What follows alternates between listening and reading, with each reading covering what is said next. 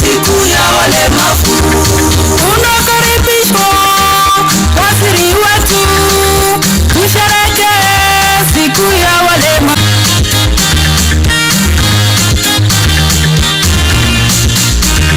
Kama si yeye gavana wetu, tuunganisha na Bwana Rais. Kama si yeye daktari Njeri, kutuunganisha na Bwana Rais. Kama sio yeye daktari Njeri, kutuunganisha na Bwana Rais.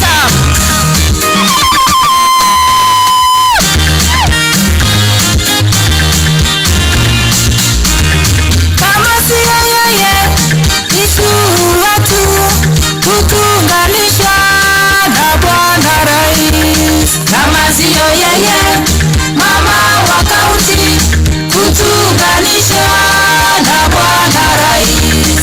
Kama sio yeye asante sana wa kaunti, asante sana kutuunganisha na Bwana Rais. vijana katika dansi hiyo. Asante sana mchezo. Asante mchezo kwa wimbo huu mtamu. Kama sio yeye dansi tena. Kutuunganisha na Bwana Rais. Kama sio yeye MP Nana, kutuunganisha na Bwana Rais. Tuwapigie makofi wanafunzi wetu hawa. Tuwapigie makofi sana. Tunapiga moja. Kika. Kika. Kika. Kika. Uwe. Asante sana. Mary Ataba. Karibu sana. Bwana Yesu asifiwe. Amen. Bwana Yesu asifiwe. Amen. Mgeni wetu wa heshima wa siku ya leo na viongozi wengine na wasalimu katika jina la Yesu. Amjambo. Basi ninaenda kuimba wimbo ambao inasema usinione tu nikiwa hivi, uweze kuniweka kando. Si tu kwa mapenzi yangu, ni mapenzi ya Mungu. Sio wazazi ndio walikoza mimi nisaliwe nikiwa mlemavu. Ni mapenzi ya Mungu, tena ni mpango ya Mungu. Mzazi wangu hakuandika barua mimi niweze kuzaliwa nikiwa mlemavu. Kwa hivyo Mungu akisema imefanyika, ifanyike hivyo kwa uwezo wake na si kwa uwezo wa mwanadamu. Karibuni. Na uweke sauti.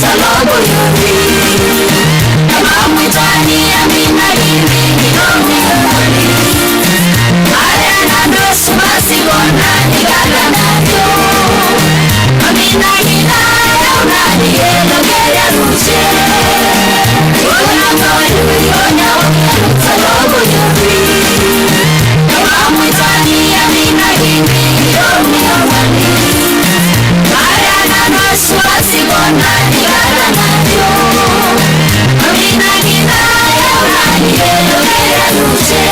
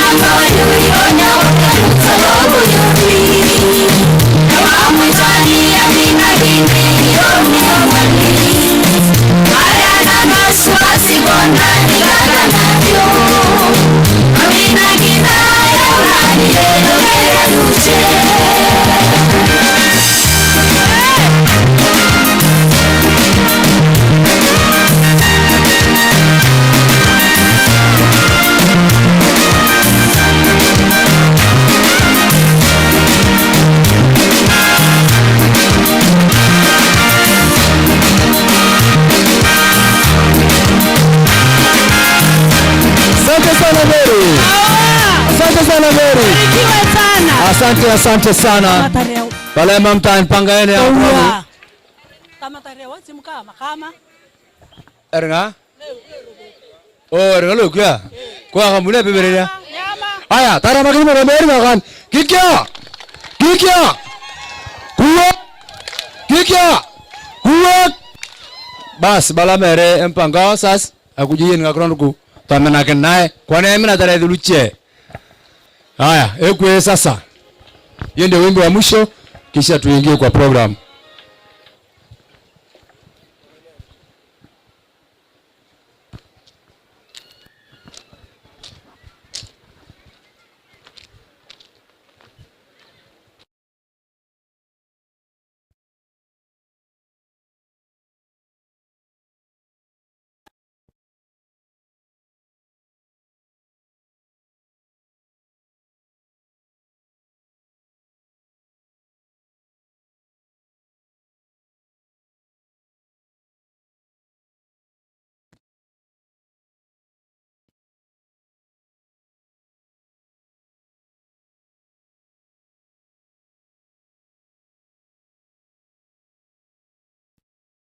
Haya. Wimbo huo ndio wa mwisho.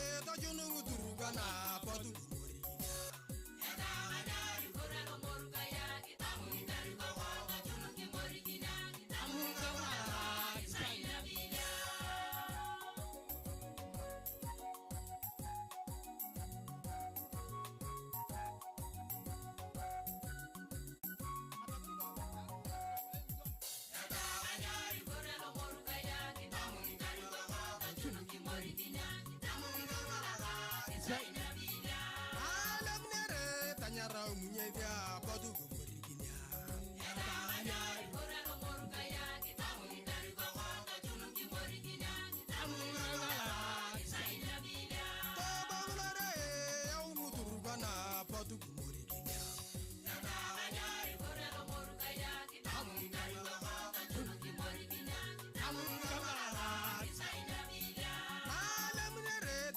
Uganda talajungi yawade.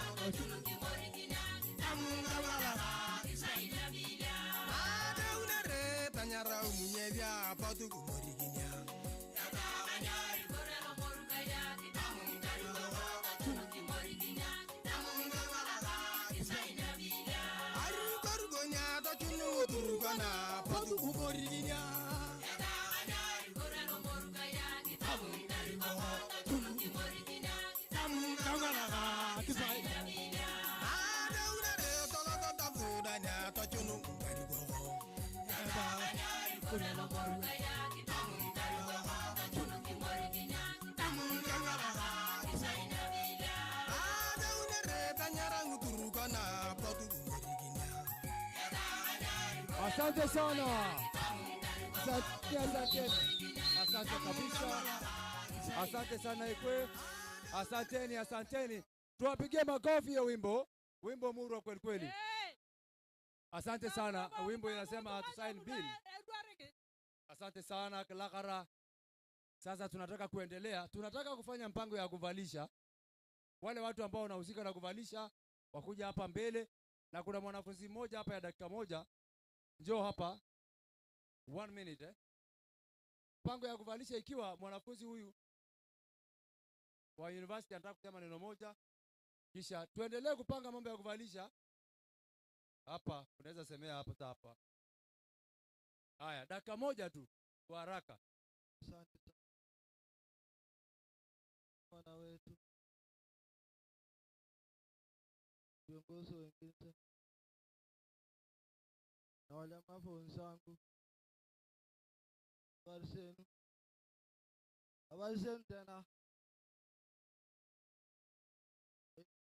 Baba wetu wa Turkana, baba yetu wa Turkana Lumurkai, kuna jambo tatu nataka kuambia. Jambo la kwanza, kiongozi wako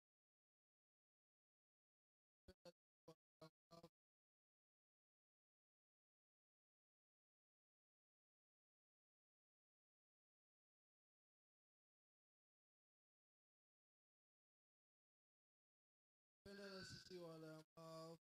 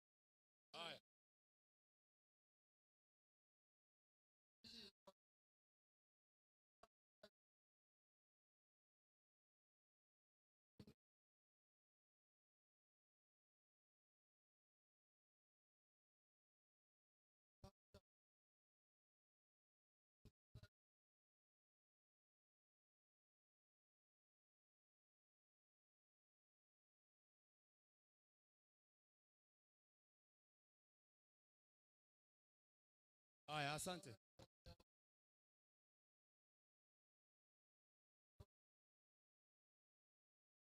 Asante sana. Tumpigie makofi tafadhali. Haya, tuwekee ile wimbo ya Mary kisha tuvalishe viongozi wetu. Ile wimbo ya Mary haraka haraka. Haya, tunaendelea vizuri. Wimbo tafadhali. Kisha tunataka kuita watu wa testimonials wale watu ambao wana vitu ya kusema kuhusu maisha yao. Na mmoja wao ni Mary, alafu kuna Steven Lomaluk. Njooni hapa mbele dakika mbili. Halo. Mary Atama, Joseph Lomaluk, Lochomi, hao watatu. Njooni hapa mbele mseme testimonials.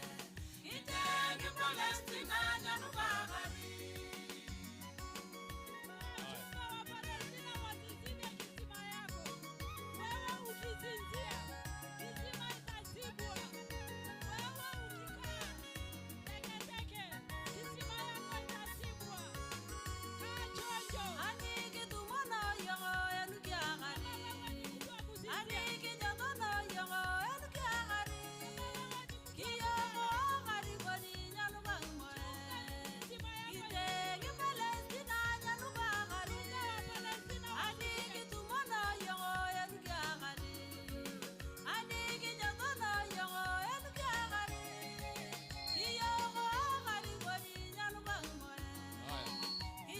Nataka Mary aseme testimonial zake. Sawa sana. Mary, sema mambo kidogo kuhusu maisha yako. Alafu tuite Stephen Lomalu, alafu Jeremiah Lochomin. Haraka haraka kwa sababu ya program. Okay.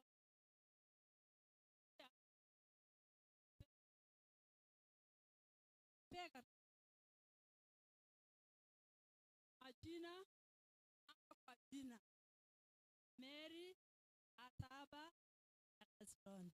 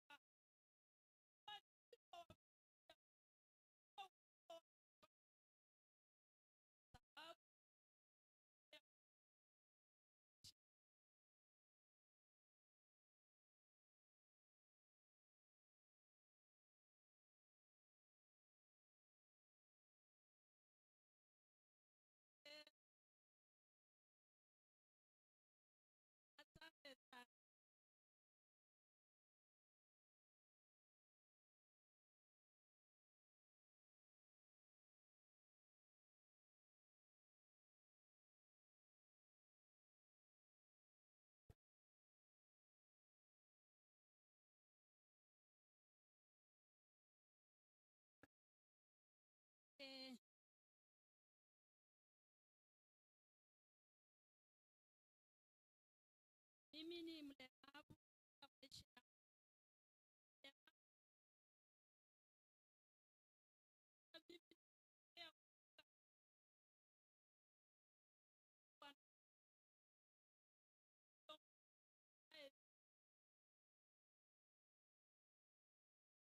Wakati unapoongea kwa watu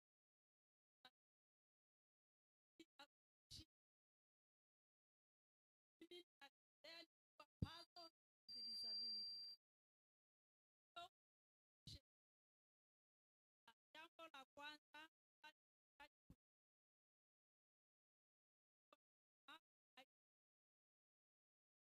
wale ambao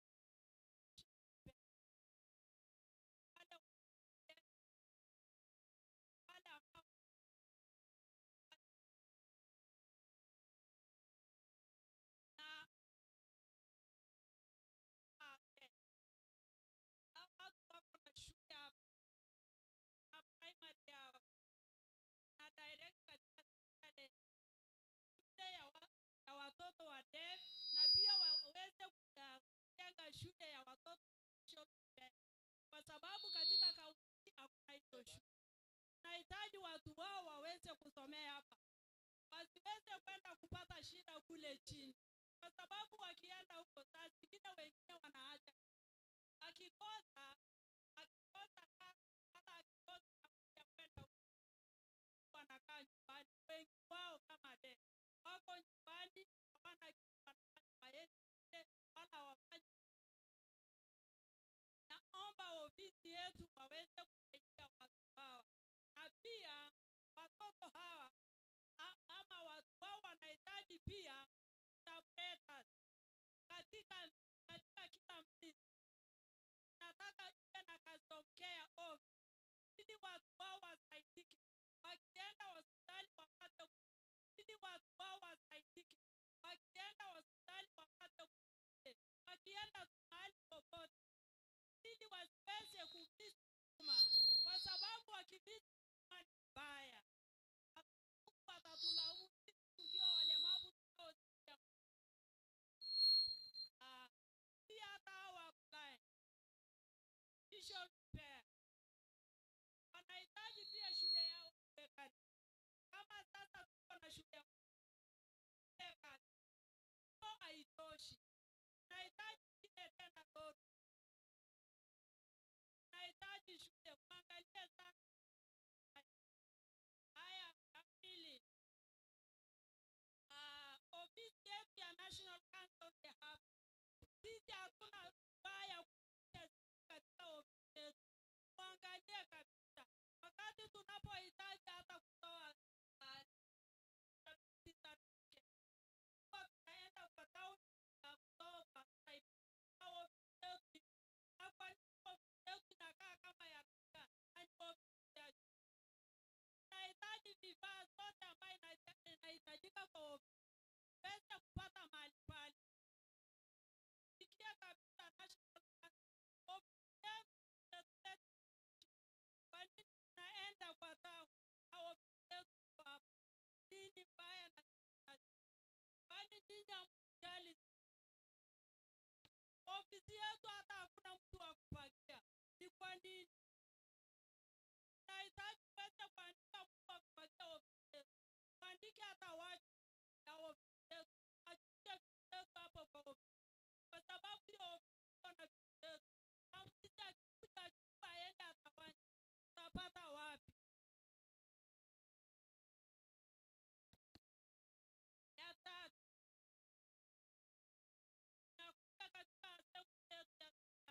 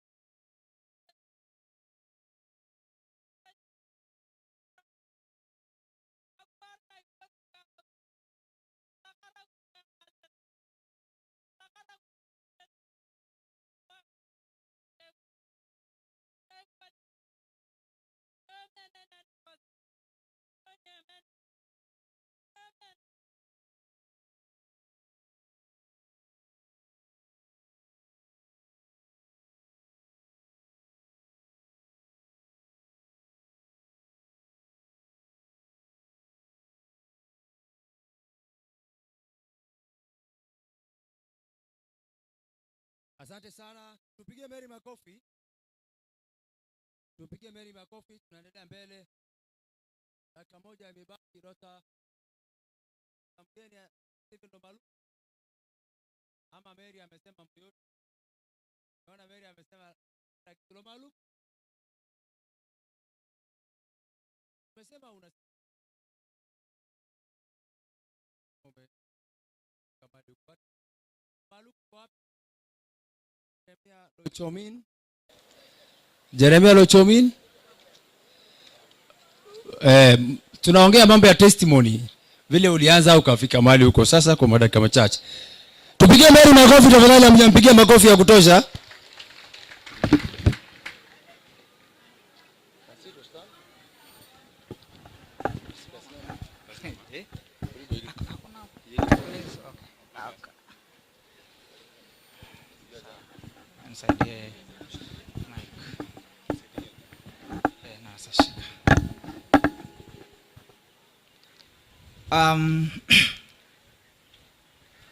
Your Excellency, Honorable Dr. Jeremiah Lomurkai, and the county leadership, members of the public,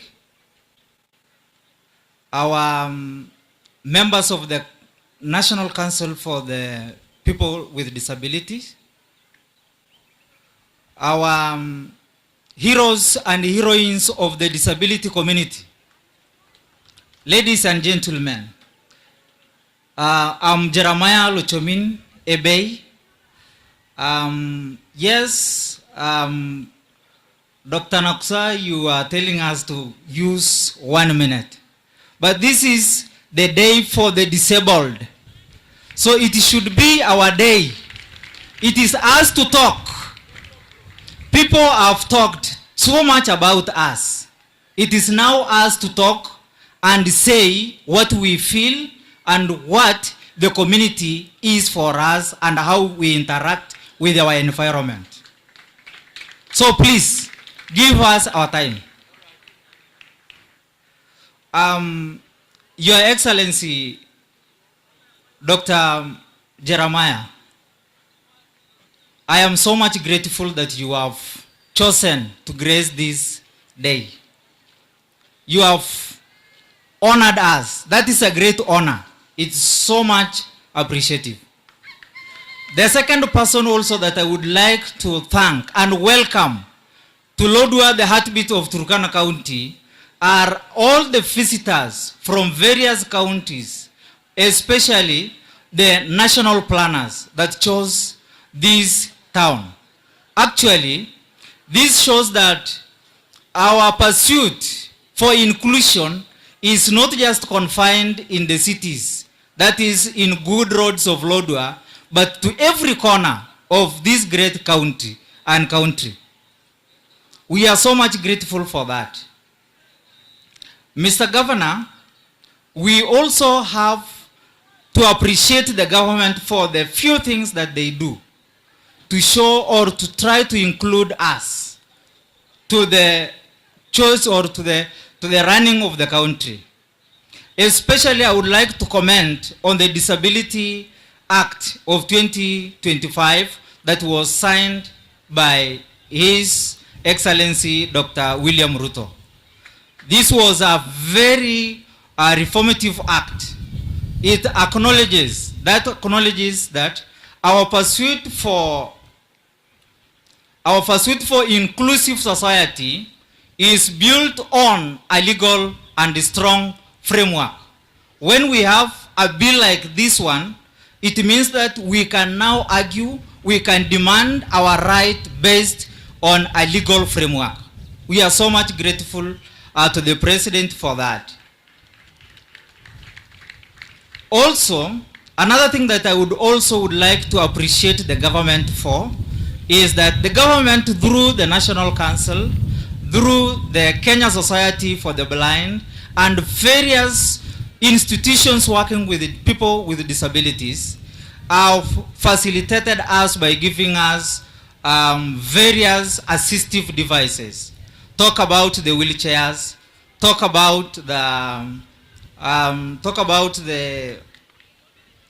talk about the mobility canes and all devices that help us run our daily affairs.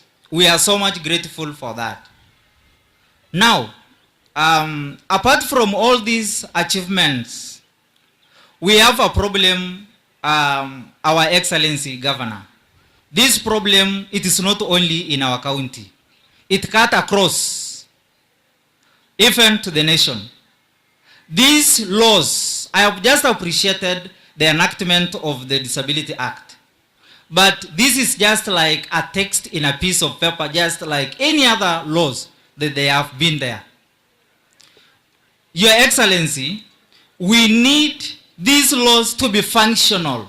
Let us feel these laws. These laws are in books, but they are not functioning in offices. Each and every time when there is employment, I have witnessed almost 6 recruitment here in this county, Your Excellency, our governor. Out of all those, the recruitment of directors, the chief officers, I have seen colleagues and professionals that are qualified from the disability fraternity signing and applying for these positions. Almost out of all those 6 recruitment that I've witnessed, Dr. Governor, we only have seen 1 recruitment that a disabled was signed. The rest, hakuna mlemavu ashawahi andikwa kwa hizi sote.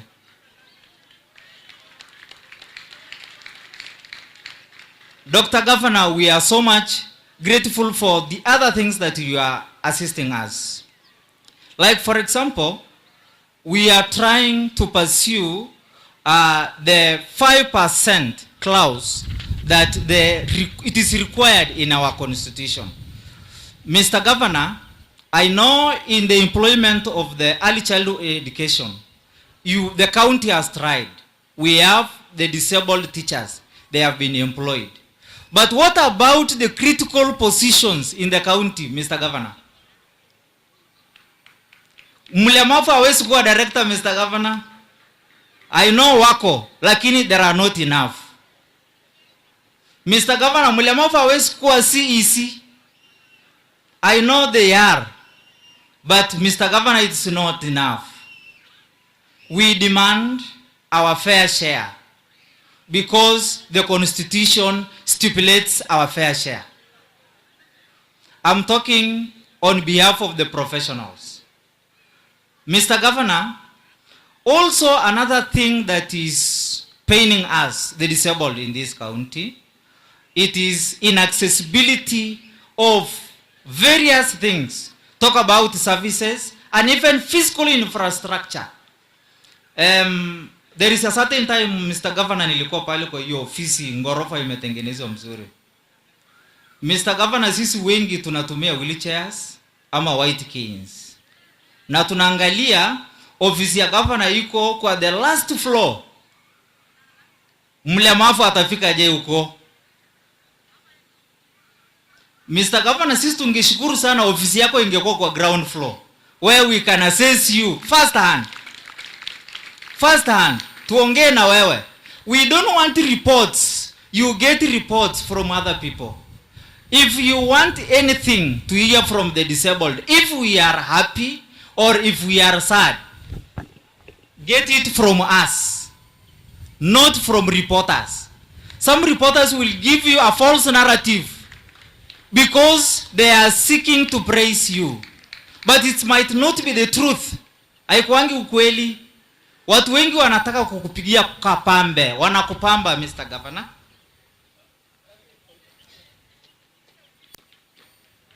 Lakini ukweli ni kwamba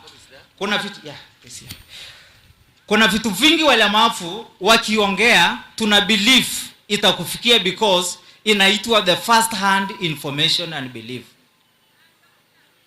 What tuna believe tukiongea vile tunakuongelesha hivi, you are not guessing the second information. You are getting first hand information, Mr. Governor. And also, Mr. Governor, another problem to us, especially the people living in Turkana County, is what we call societal segregation and stigma. Waturkana wengi huwa hawajaamini sana mlemavu kwamba anaweza fanya. Na si tu Waturkana wenye hawajasoma, hata wenye wamesoma, kwanza zaidi wao. Huwa mlemavu akitaka kupewa kazi, walemavu hawa wenye wako kwa ofisi already wanasema mlemavu hawezi perform. But Mr. Governor, that is not true. We are performers and the best ones in this country.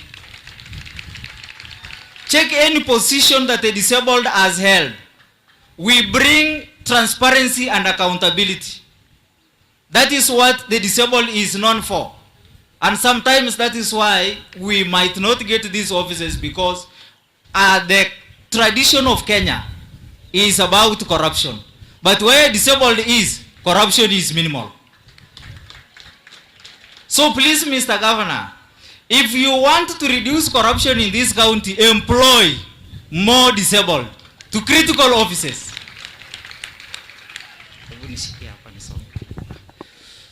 Mr. Governor, I have a few recommendations, Your Excellency. While we are celebrating the 2025 Disability Act, we must also focus on collective energies on making it delivered for the most marginalized people. And I propose the following requisitions, Mr. Governor. Number one, establishment of localized compliance authority mechanisms. Mr. Governor, we need to empower the National Council. I know you will talk to the President for persons with disability to be empowered to establish dedicated and well-funded compliance desks at the public and the sub-county levels across all the ASAL areas, because this is where the disabled get a lot of problems. These desks must actively audit the employment data on institutions, county governments, and large corporate entities working in our county. We have very big organizations working in this county, but Mr. Governor, they employ less disabled. They employ less disabled. Talk counties, talk cooperatives like corporate entities like Mascops. We have just seen some of them that have just funded these societies. Funding our banners, it's not enough. When you employ the disabled, you have moved the disabled from that petty and poverty level to a better level. So we need those societies to be helped.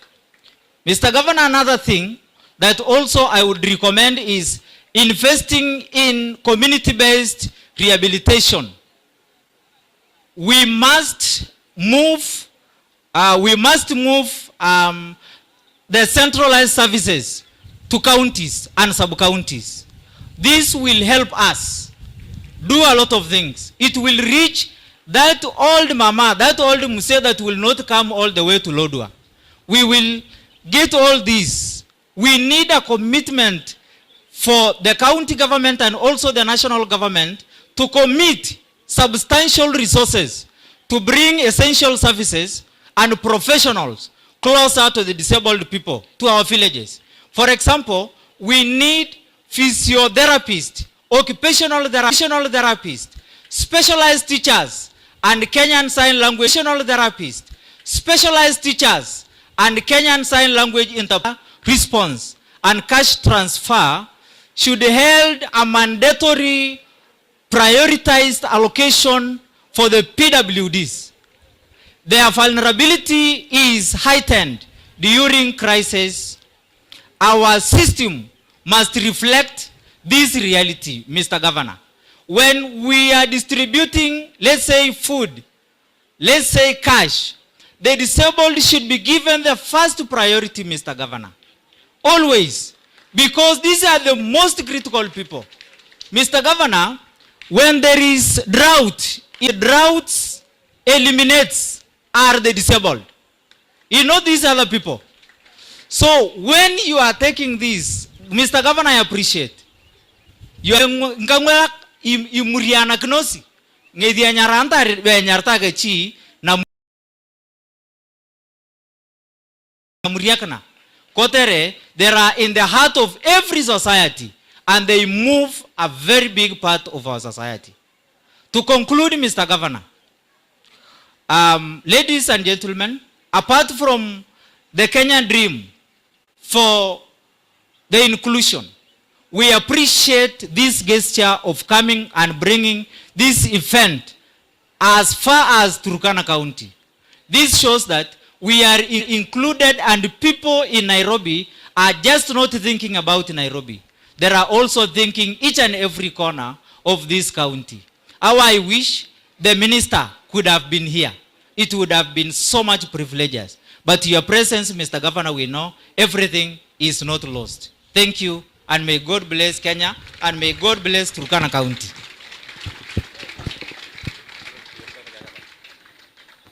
Wewe, hiyo ni English tupu. Kikia!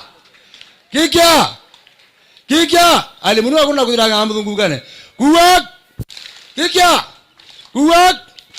Aya, akudia kwa arna ama mango na kuna neza. Pole kalimu nitaka dakika moja au nime withdraw. Mtaongea mpaka saa ile mtamaliza. Nataka kualika chairman Lokusi, tunaendelea vizuri. Chairman Lokusi, njoo hapa utuongeleshe. Chairman ni Turkana County. Karibu. Kisha tunaingia kwa partners wetu for a few minutes, alafu ndio tuendelee. Utasimama?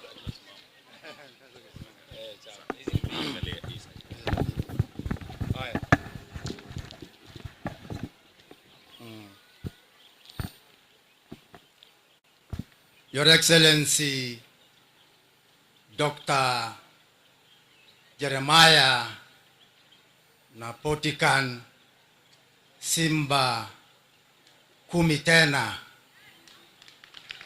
nina furaha ribo kukaribisha wewe hapa pamoja na viongozi wengine wote, ukiwa pamoja na Honorable MCS. Niliona Honorable Haikei akiingia na honorable wengine ambao wamekuja nao, tunawatambua.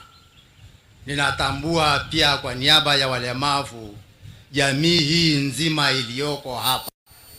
Ningependa kusema ya kwamba Your Excellency Dr. Napotikan, kwamba yale ambayo ulitupea kama viongozi ya walemavu kufanya, ndio haya unaweza kuyashuhudia. Kikundi hiki kikubwa ambacho unaweza kukiona hapa ni kazi ya mikono yetu na viongozi wale uliwatambua kuongoza walemavu kwa niaba ya walemavu. Ningependa kushukuru wale ambao wametoka national, viongozi kutoka national ambao wamekuja hapa kuhakikisha ya kwamba wameshiriki na sisi katika shughuli hii ya leo ya kuadhimisha siku ya walemavu duniani. Ukiangalia, if you look at the presentations advanced by the persons with the disabilities who have spoken before me, you can realize that we are able. We can give the highest order of presentations, exhibiting the order of intelligence that exists in us as persons with disabilities. All these people, watu hao wote ambao unaweza kuwaona hapa ni waakilishi tu kutoka sehemu mbali ya kaunti hii. Ikiwa hawa unaoona hapa, Your Excellency, wangapi Turkana mzima? Walemavu ni wengi sana. Mimi sina mengi kwa sababu ni taaribu yale ambayo wameasilishwa na wale walioongea. Mimi tu ni kutambua kwamba uongozi wa walemavu uko na order. It has got structure. The persons with the disability leadership in Turkana County has structure. the Turkana County Board has structure. And this structure runs from the county level, sub-county level, ward level, and to the village levels, where majority of groups forming the disability fraternity exists. Now I want to identify and recognize them where they are, and I want to begin by, I want to call upon for 1 minute Thomas, our secretary, county secretary, to come here quickly. 1 minute. Yes, thank you. Thank you very much. Good idea. Good. Thomas is the most active county secretary on behalf of persons with disabilities, carrying out the job that was given to us by His Excellency. We appreciate our President, Dr. William Ruto, for signing that grand bill or to become an act, which is now informing the subsequent acts of the counties. I want to take this opportunity to say the Assembly of Turkana, County Persons with Disabilities Bill, as an order from His Excellency Dr. Napotikan 10 years ago. Here is our Thomas, the county secretary. Can you call the sub-county chairpersons? Oh, thank you, Mr. Chairman. Our Honorable Governor, Napotika, National Council Office from Nairobi. Before you is Mr. Thomas Kionga, the County Secretary, PW Secretary. Let me use the simplest language that can assist my colleagues down the line. Ningependa kualika wote ni chairman wa chairman wote, sub county chairman. Kama uko hapa na wewe ni chairman na sub county, tafadhali simama. Harakisha kuja mbele. County nzima tuko na sub counties 11. Na uongozi wetu liko mpaka to the village level. Lakini kwa wakati huu ningependa tu kuleta viongozi wa sub county peke yao. Tafadhali muharakishe. Ni chairman.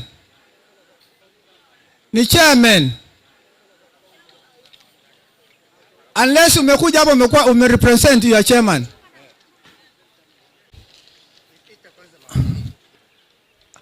Tuende Turkana North. Hapa tuko na chairman Turkana North, Mr. Lo. Tuende Turkana North. Hapa tuko na chairman Turkana North, Mr. Lo Kyoto. He is one of our artists. Lo Kyoto is one of our artists. Ametungawa, kuna changamoto hapa na pale, tunaelewa. Unaona mama anaongea mpaka anatoa machozi. We also felt.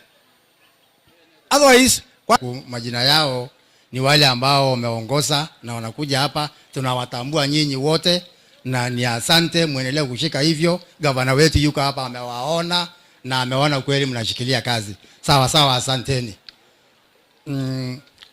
Board sasa. Board.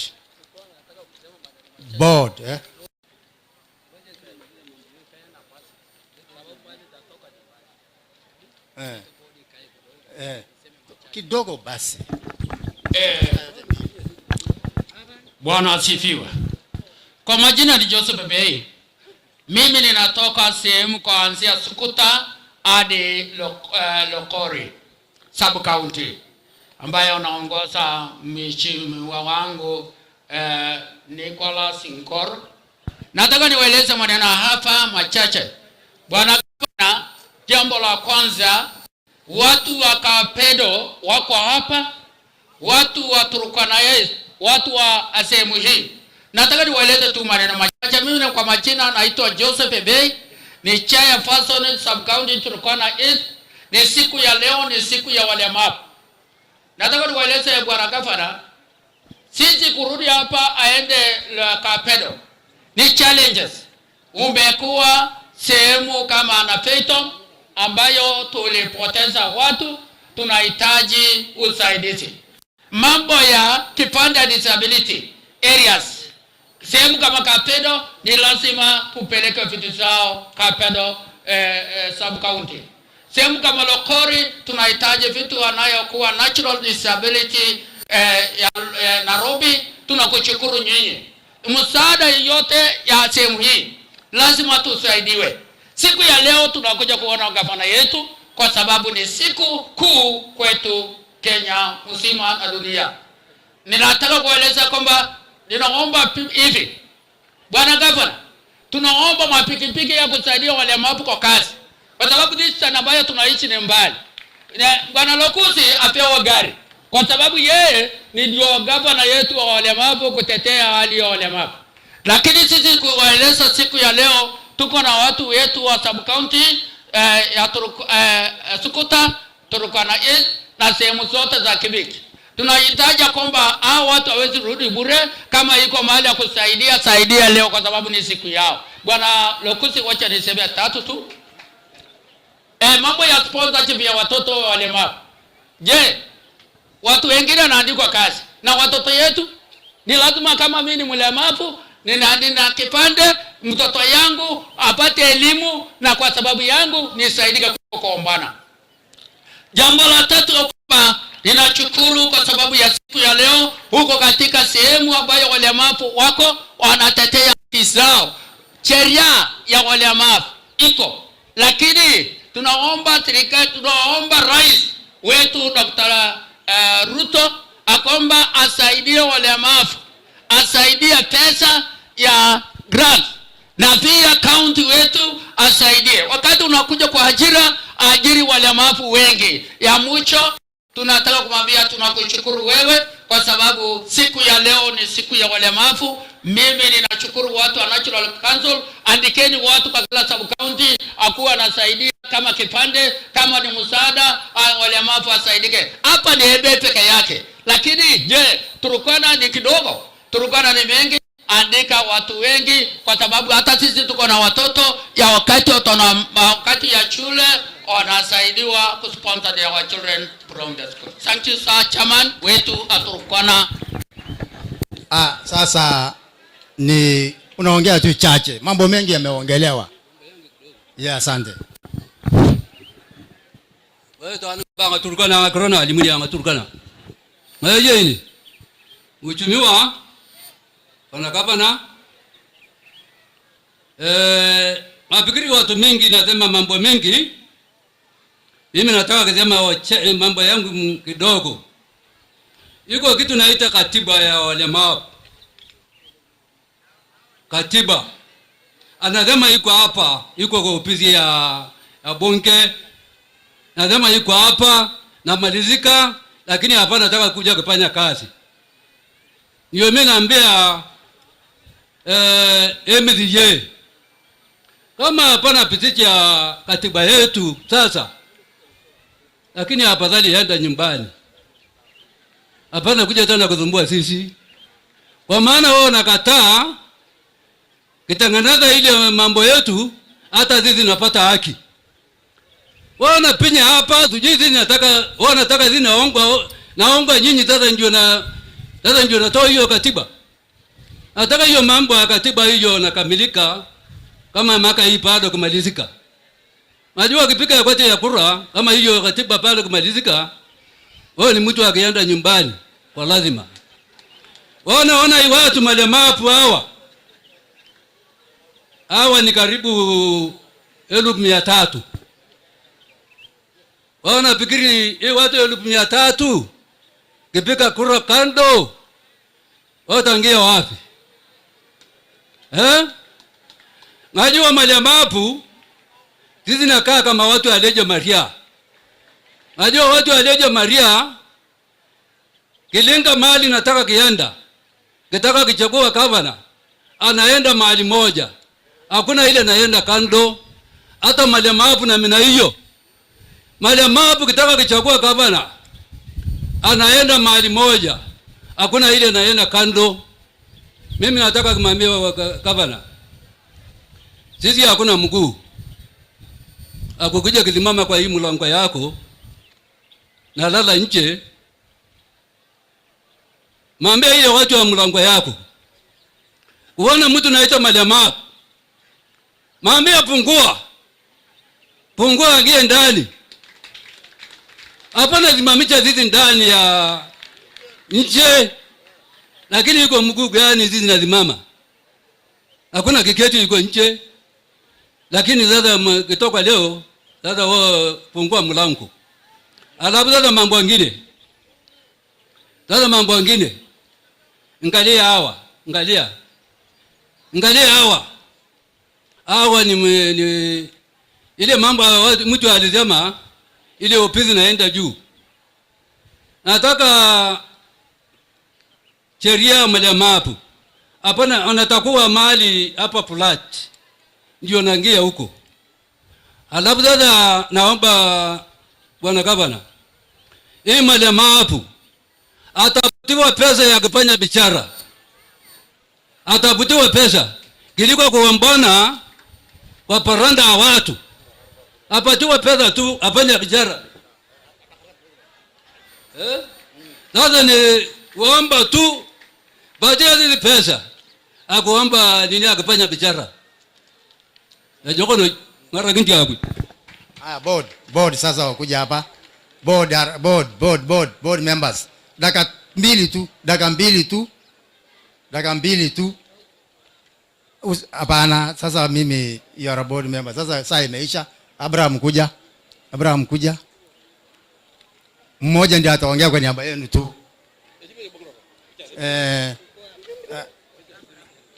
Jina tu. Name. Jina.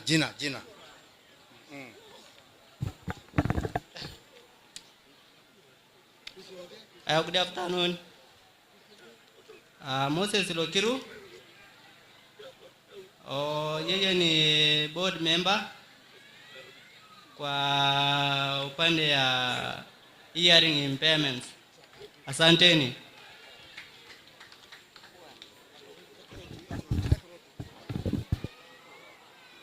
Bwana wetu asifiwe. Basi kwa majina, na mimi niko na kopia 3. Na kopia ya kwanza ni chairman ya Council of Elders Turkana County. Na pia tunafanya nduguzi kazi pamoja kwa upande ya bodi ya walemavu. Ya 3 mimi ni pastor. Na kuna watu kuna viongozi ya Council of Elders. Wakati gavana wameingia kwa mkutano kama hii, na sitasema jina, na Council of Elders yako hapa. Na jambo kabla hajaita Council of Elders kidogo, tumeona ndugu yetu Chelso Rogoi pamoja na Jane Ekiru wasimame tu wainue mikono na binai. Hao ndio hiyo wamefanya heshima na kwa ajili na wewe gavana. Na kama mimi ni kiongozi na sitasema jina, nitasema moja kama kiongozi. Tunashukuru ofisi ya gavana ambao unatufanyia mambo mazuri, hata ofisi ya national. Kazi ambao nyinyi umefanya kazi nzuri hapa Turkana County. Tunasema asante, ibarikiwe. Na leo hii tunataka watu wa national waje tushirikiane pamoja, tufanye kazi kusaidia wanyonge wanaitwa walemavu katika Turkana County. Basi nashukuru Mungu kwa sababu na kwa jambo ambalo kwa sikukuu ya leo ni furaha. Mambo ambayo Rajida amesema, mambo ya dini, wacha Mungu afanye kazi gavana. Tunasema pongezi kwa kazi ya jana juzi ambalo mlikuwa Lukichokyo, wewe ulikuwa Lowarenga, Tunasema asanti. Wewe umefanya kazi mzuri pamoja na timu yako. Hata sisi tunasema ipura, endelee fanya kazi. Jina tu. Wakeni yetu kutoka Nairobi, karibuni Turkana, mujisikie nyumbani, mahali ya jua. Hii jua inatupanya, ndio unaona hawa walemavu ni wachangamufu kweli kweli. Hao huwa warudishi balance, lakini tunafanya kazi pamoja. Jina langu naitwa Bansuta Priscilla Ekitela, board member. Very good.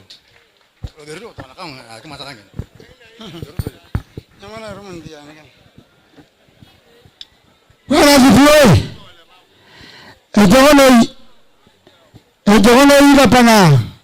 Yogono hii temzia. Ejogono nkapora wa mkutano wala mapala kwa Turkana. Peyonti yola mkutano lo. Kutare yo tane ni yengaren kosi. Ni yengaren kosi kutare abina wala mkutano lo ko peyonti wa yong.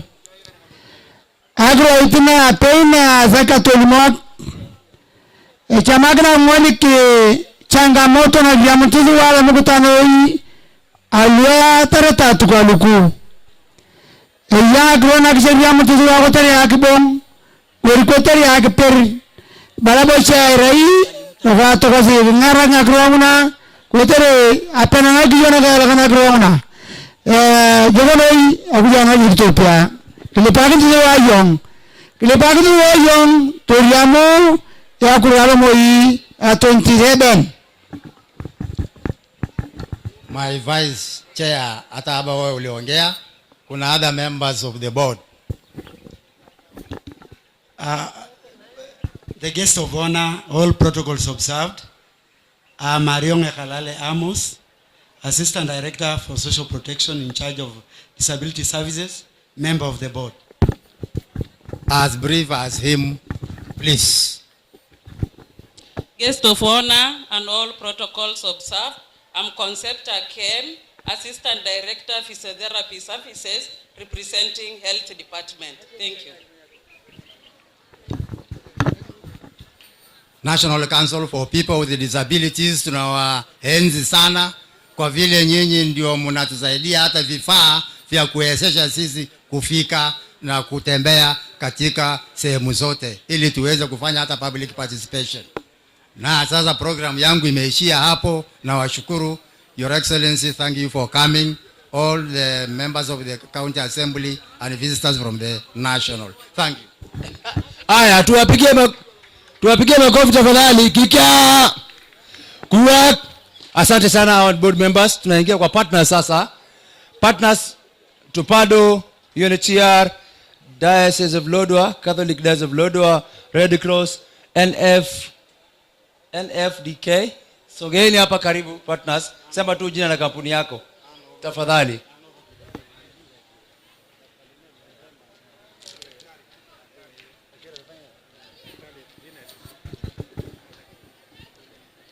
Alright. But now I am inviting Daktari Linet akuja endelee mambo ya partners, and the program is now changing over to the next level. Nashukuru sana kwa kusikiza, wakati siku ni yao, tumewapatia time nzuri ya kusema mambo yao.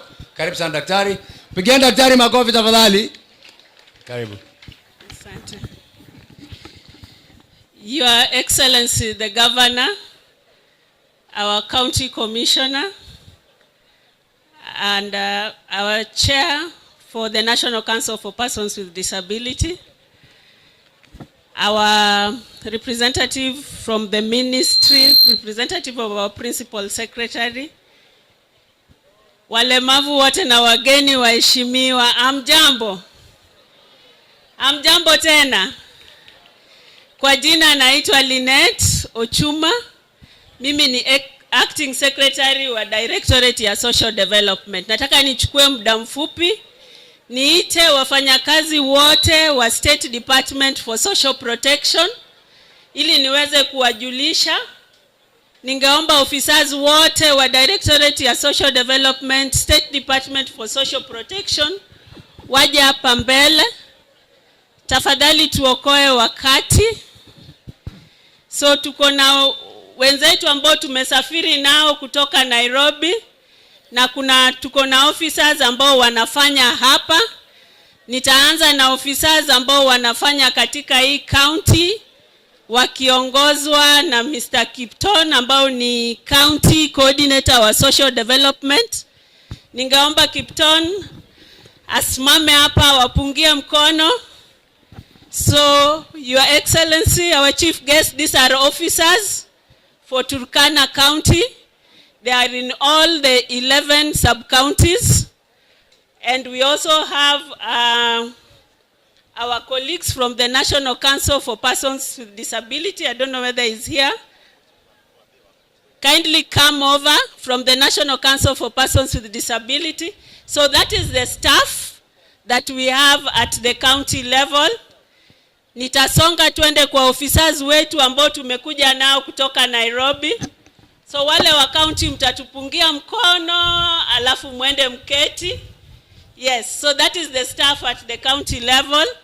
Tuko na officers wetu ambao tumetoka nao Nairobi. Hawa ni officers, sitawataja majina, but hii ndio team ambayo imekuja Nairobi, kutoka Nairobi kushuhudia.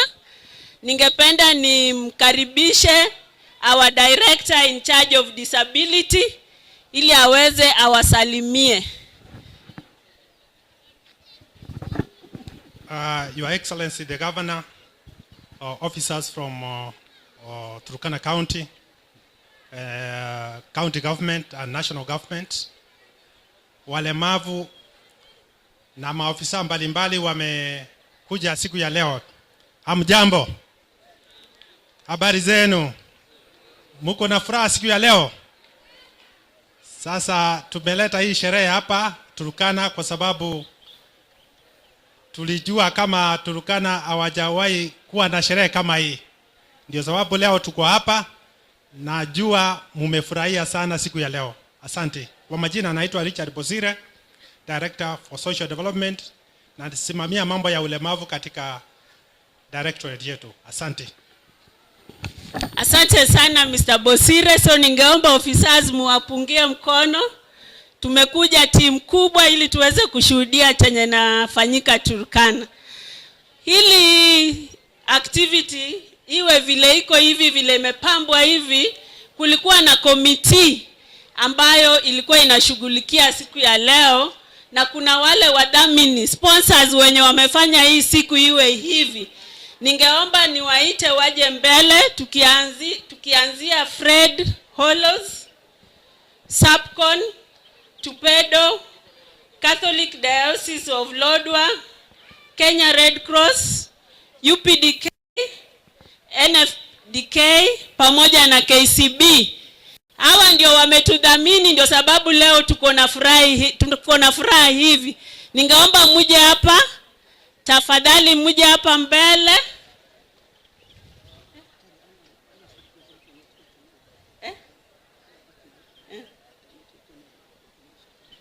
Haya, partners wote ambao wametudhamini siku ya leo, tukiacha UNICEF, WFP, wengine wote ambao wamekuja wametudhamini siku ya leo, ningeomba muje.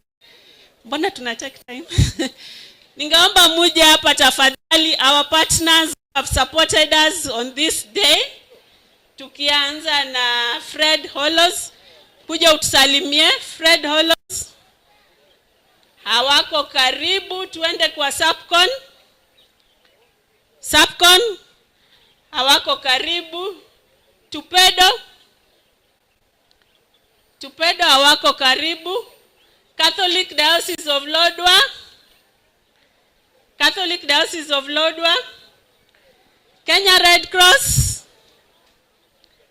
Kenya Red Cross hawako karibu. UPDK. Yes. Asante sana kwa usaidizi ambao umetupatia. Tungeomba utusalimie.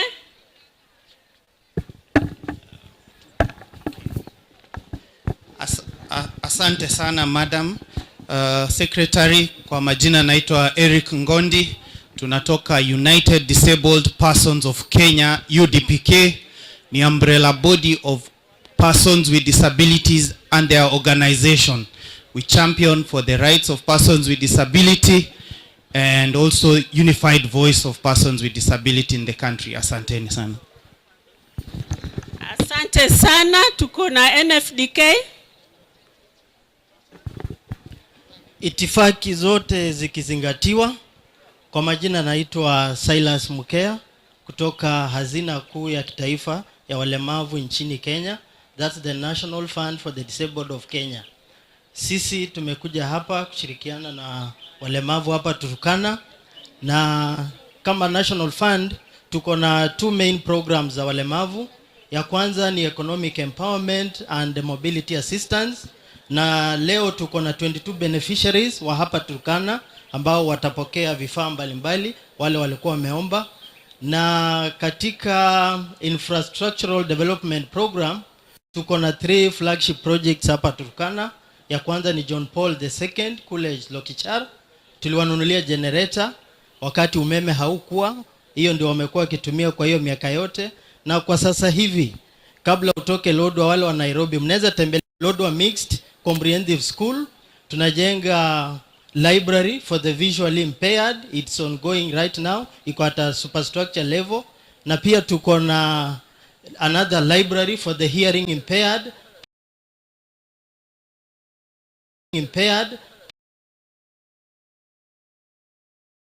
Ndio program zetu.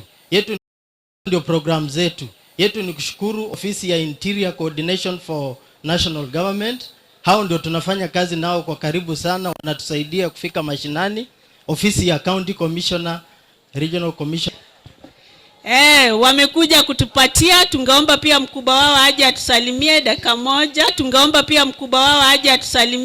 moja. Our governor, all protocol observed. My name is Railo Moti. Ningependa kualika mwenzangu awaelezee about helping hand. Karibu.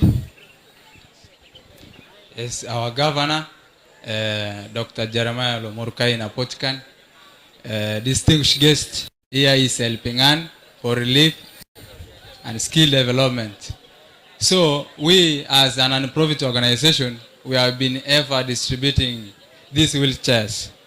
Also, in addition to that, we have a skill development institution. We are imparting youth on skills, electrical, phone repairs, and cosmetology. That is manicure and pedicure. For more, we are located there at Al Nur Islamic Center. We thank you.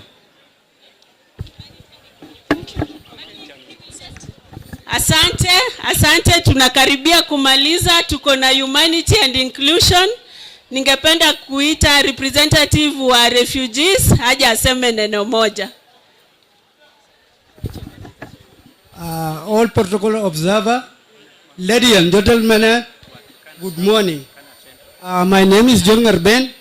I am here standing on the behalf of the person with disability. Today I enjoy to mark International Day of the Person with Disability. Today, I remind to take the action to protect the right of the person with disability in every community, including refugees setting up. Refugees with disability, like any other Kenya with disability, they face barriers including service, communication. Through the UNHCR, refugees can have connection and toward improving strength and the health and education. Humanity and inclusion continue to strengthen this work. HIV delivery service, rehabilitation, psychosocial and support, provided assistive devices and training of the community members and staff. Persons with disability have improved participation in education, livelihood, community livelihood with the person with disability.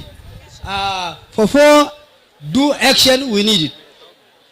Promote meaningful participation of the person with disability, remove the barriers, empower the person with disability and support to develop capacity.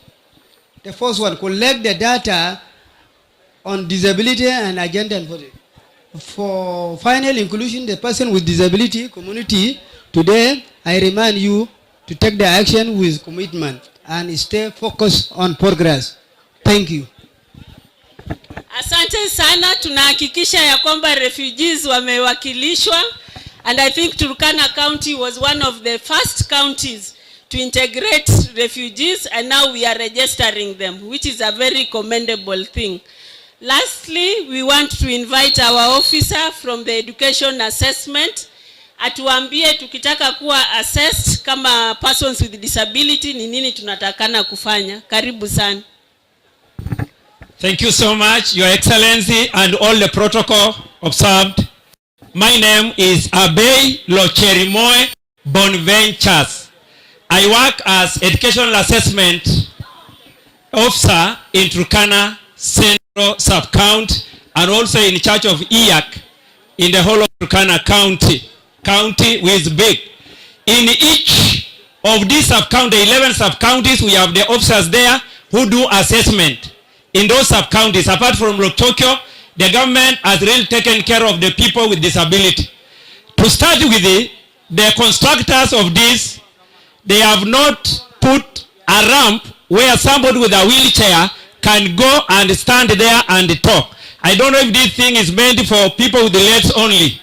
Now, we have our assessment center just at Lodwa Primary. Any person with a disability within Turkana Central, you can come there, you can see me, I can refer the child to the place where the child is supposed to go. I have given a house to National Council for people living with disability so that we can be closer to them. When they register and when the children come, then I assess. So we thank the Kenyan government for the effort. They have come all the way. They have been in Turkana and they have been doing a good job, and they are doing a good job. So once they leave, I will remain behind. After here, the Kise people will go to Loktoke Kakuma area to assess and if possible, possibly even to register people with disability. Mine is to thank the Kenyan government and us as education, the Minister of Education, to have brought in the officers to assess the learners and even the people with disability. If they are far away, they can be referred to Lodwa, where they can be registered.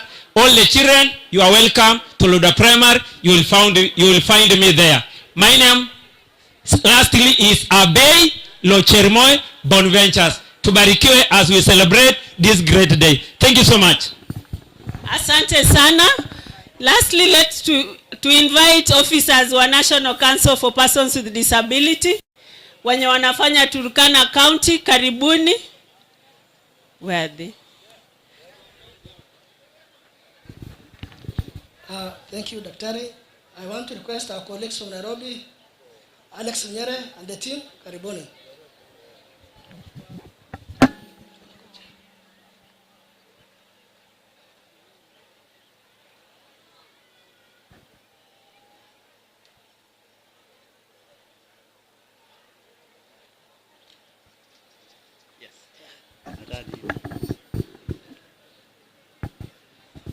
Kwa haraka wale ambao tulitoka Nairobi, tafadhali naomba tuje.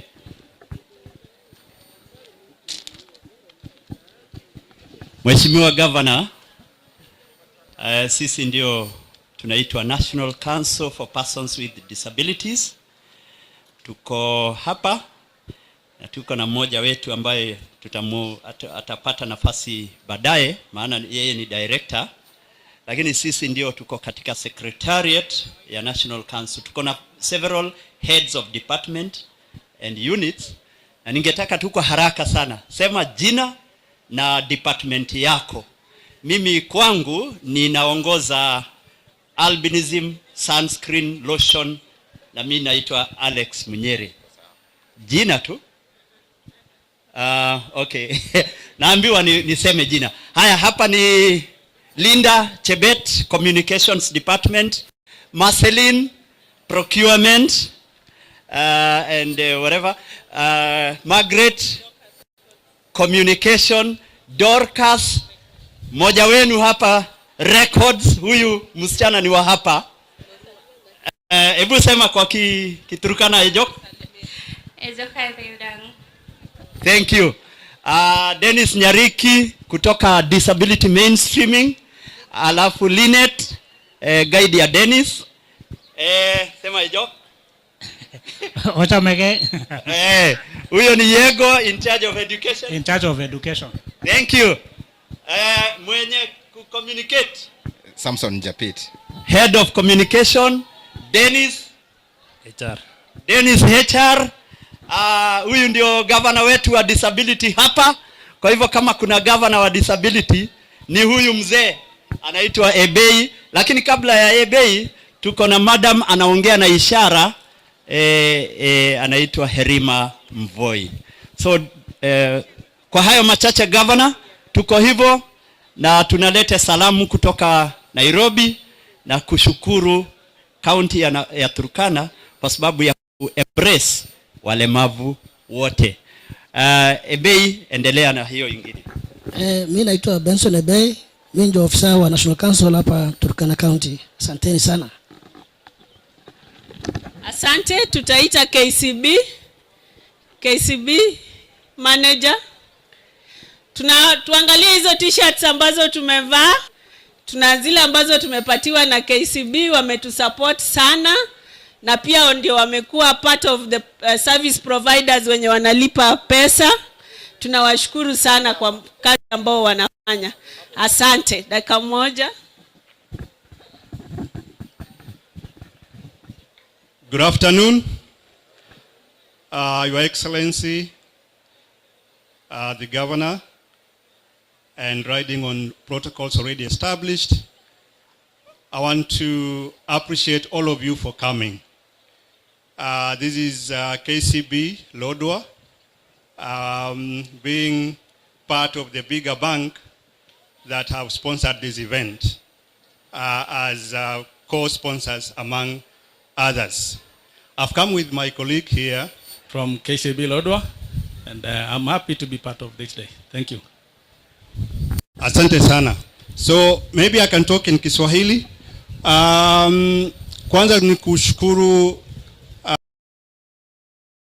for disability, the national government, the county government of Turkana, na all the stakeholders kwa kuweza kutengeneza hii kikao, and especially Turkana being chosen to host a national event. I think that's an honor for all of us in Turkana County. Secondly, we want to bring greetings from our head office and commitment to continue supporting such kind of activities. As KCB Bank, we want to assure you that we will walk this journey together, and the empowerment activities we are seeing there, a bank wants to support you to take that activity to the next level, so that because your support can be limited, the bank can take it to the next level. Secondly, I want to assure the county government that KCB is committed to doing business with you. Engatuny is now open. Mheshimiwa Governor na serikali yako KCB ingependa kufanya kazi na nyinyi kwa karibu zaidi. Ofisi zetu zimefunguliwa na ziko wazi, na tungependa kutembea na nyinyi. We are supporting business community around the county, across the county. Wale wanafanya biashara na county, KCB iko wazi. Wafanyi biashara wa kawaida, wafanyikazi, KCB iko tayari kuendelea kwa support, and we appreciate the support so far.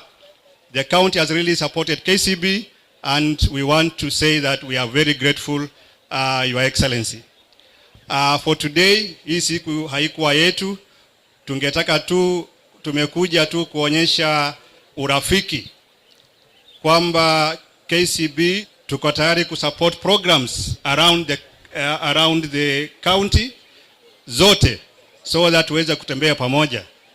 Jana KCB tulikuwa huko na Kuklas and we were able to give out 200 goats to a women group in Kuklas. So that means that tunatembea pamoja na hii safari inaendelea na haitasimama hapa. Tungependa kushukuru sana, Mungu aweze kuwabariki na karibuni KCB Lodwar. Thank you.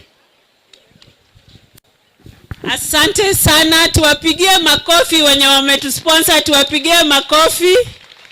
Haya, sasa kuna wenzetu ambao tunasema tungependa sijui for lack of a better word kwa Kiswahili, from the deaf community. Tukiwaacha tutakuwa tumewakosea sana. So ningeomba a representative from the deaf community. Wamesema tumewatenga. So ningependa niwapatie dakika moja waje kama wako tayari. Kama wako tayari, kama haya, wangependa kututumbuiza dakika 2 tu. Tungeomba mharakishe tafadhali. Wakati wanajiandaa, ningependa kuita the CEC in charge of sports education kutoka county government. Karibu.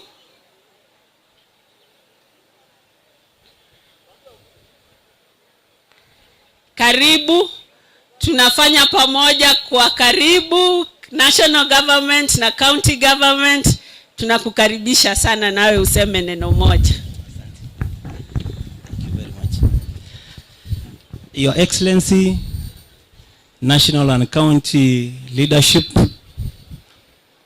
development partners, stakeholders, ladies and gentlemen, good afternoon.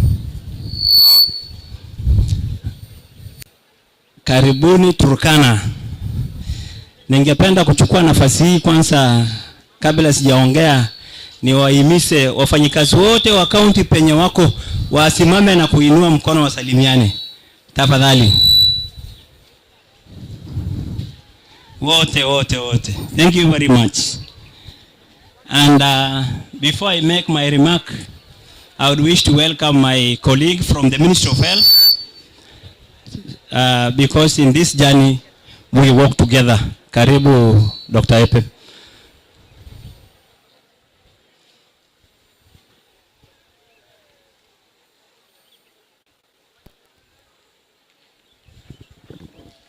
Asante Waziri. Your Excellency,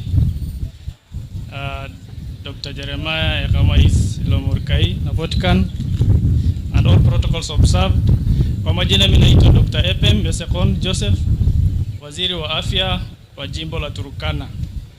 Na ningesema tu maneno mawili kwa hii safari ya walemavu. Tuko pamoja, na kama Wizara ya Afya kazi yetu ni kufanya medical assessment ya walemavu na kupeana recommendation kwa National Council of Disabilities ndio waweze kupatiwa hiyo certificate. Ya pili, ile kitu inahitajika kufanywa medical assessment kwa hospitali yetu, tuko na committee ambayo inafanya medical assessment, na kenye inahitajika tu ni kipande ya ID. Kama ni mtoto ni birth certificate. Na hiyo process nyingine inafanywa bure, na county director wetu wa medical services anasign hiyo barua, alafu inapelekwa ndio wao watu wapate hiyo license. Nikimalizia, Your Excellency, kulingana na directive yako, unajua health is a devolved function. Na Rais wa Kenya alisema ya kuwa matibabu inafaa kuwa bure. Lakini kwa wale watu wako registered kwa SHA. Pia kwa walemavu tumesema ya kuwa bora mlemavu akuje na card ya kuwa registered ya kuwa ni disabled, atapata matibabu ya bure kwa dispensaries, kwa health centers, hadi hata referral hospital. na wote watakuwa registered kwa SHA bure. Asante sana Your Excellency. Thank you. Haya, kuna huyu mama angependa umshughulikie tafadhali. Haya, representative ulikuwa umemaliza?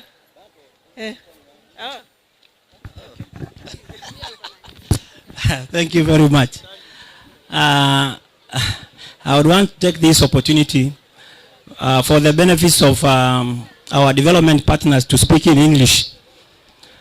First of all, I want to take this profound pleasure and honor to welcome you to Turkana for this year's national celebration for the people of for International Day of Persons with Disability. Turkana is not only land for resilience and culture, but it is also the cradle of mankind. This is where our first shared humanity emerged, in Turkana. It is this heritage that has inspired us to build societies that respect or give value to human life regardless of their inability. So I would once again tell you, welcome home. And today, as a nation, and this point in time in Turkana County, the celebrations under theme fostering disability, inclusive societies for advancing social progress.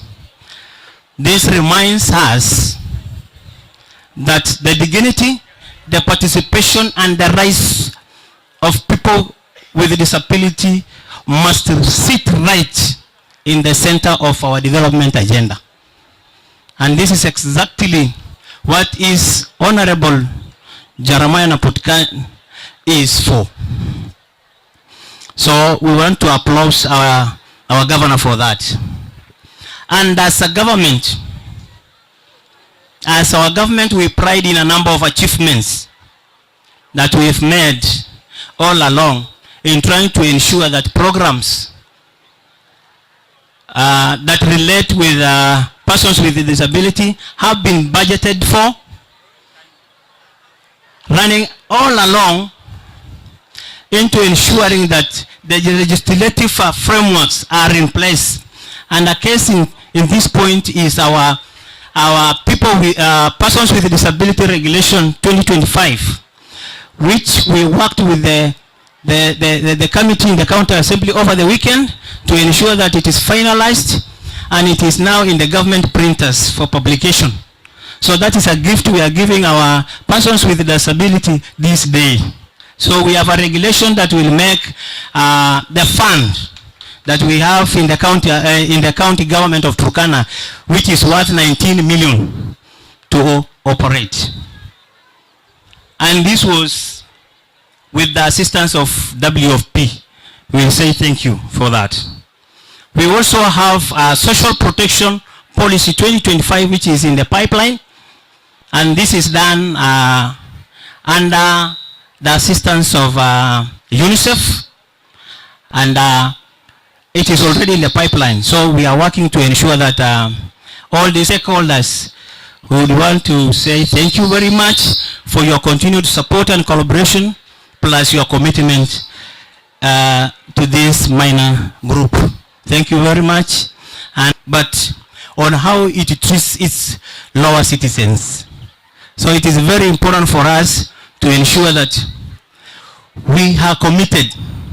Once again, I would want to say thank you very much. Welcome to Turkana. Turkana is the cradle of mankind. This is home. We will be celebrating Tobonglore before and come home. Thank you very much. May God, Lord, bless you all. Asanteni sana. Asante sana, the deaf community. Tuendelee.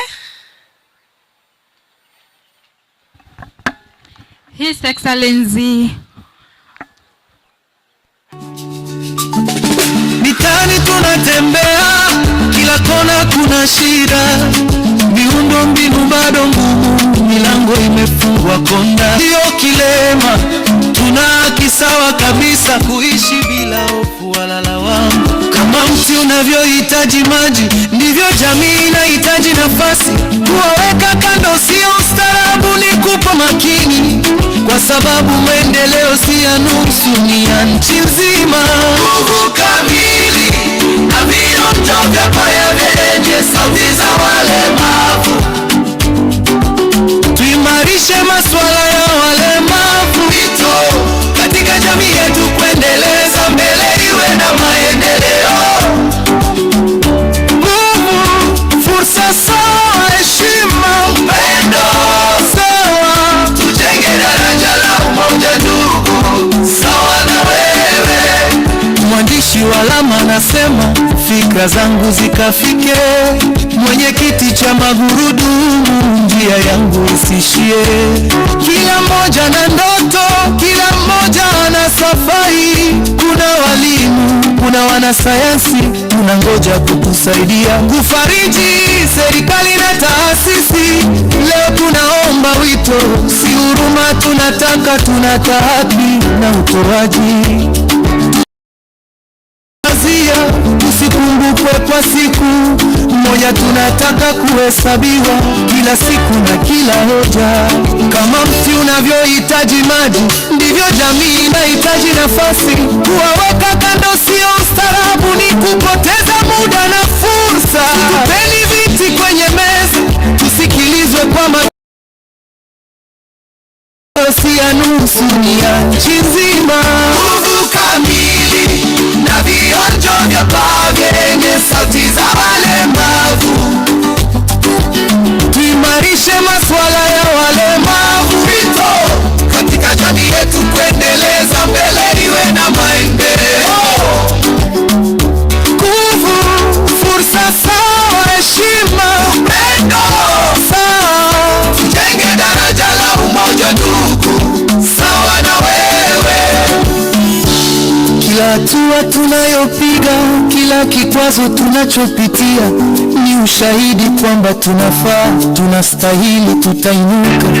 Uwekeza kwetu, uwekeza kwa kesho, uwekeza kwenye heshima. Jamii yenye afya ni ile inayomkumbatia kila umoja bila ubaguzi.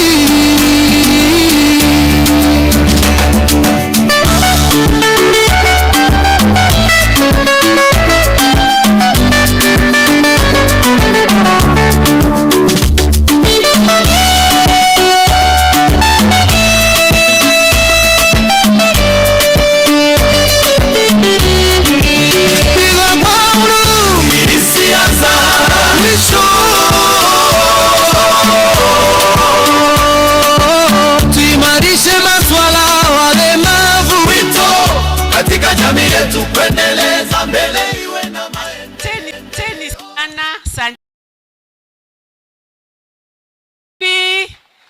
Tufanye vile wanafanya ndio waone, tuwafikie. Haya, asante sana. Asante.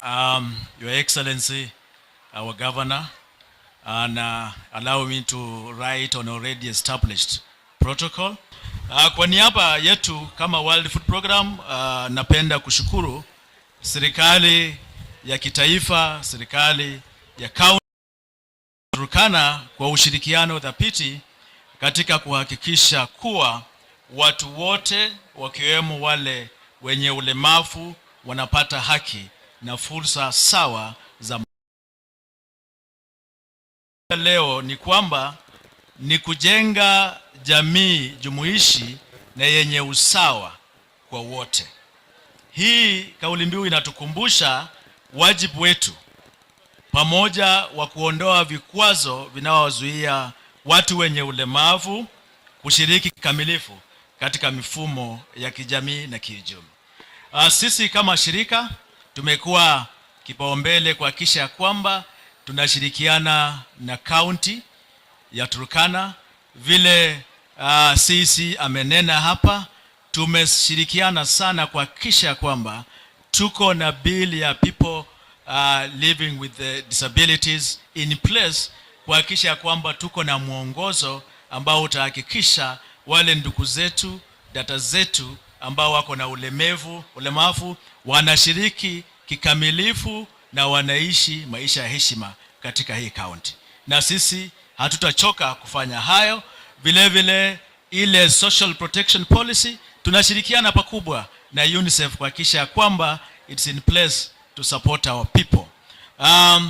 Vile vile tuko na program mbalimbali kama shirika, na katika zile program ambazo tuko nazo tunahakikisha kwamba tunahusisha pakubwa, there is inclusivity of people with disability. Hatuwachi nyuma katika zile kazi ambazo tunafanya in the development space. Na mwisho nikimaliza, tunaahidi ya kwamba tutaendelea kuungana mikono pamoja with national government, with the county government kuhakikisha kwamba hakuna yoyote ambaye atapaki nyuma. Kwa haya machache nasema Mungu abariki sisi na abariki vile vile ndugu zetu na dada zetu ambao ni wa ulemavu. Asante sana. Asante sana WFP, mmetusaidia sana na tunashukuru. UNHCR, Geoffrey Okot.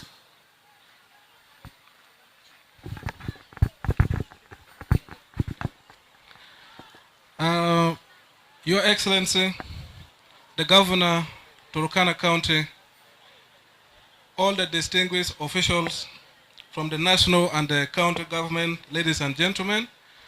First, I bring you warm greetings from UNHCR sub-office here in Kakuma.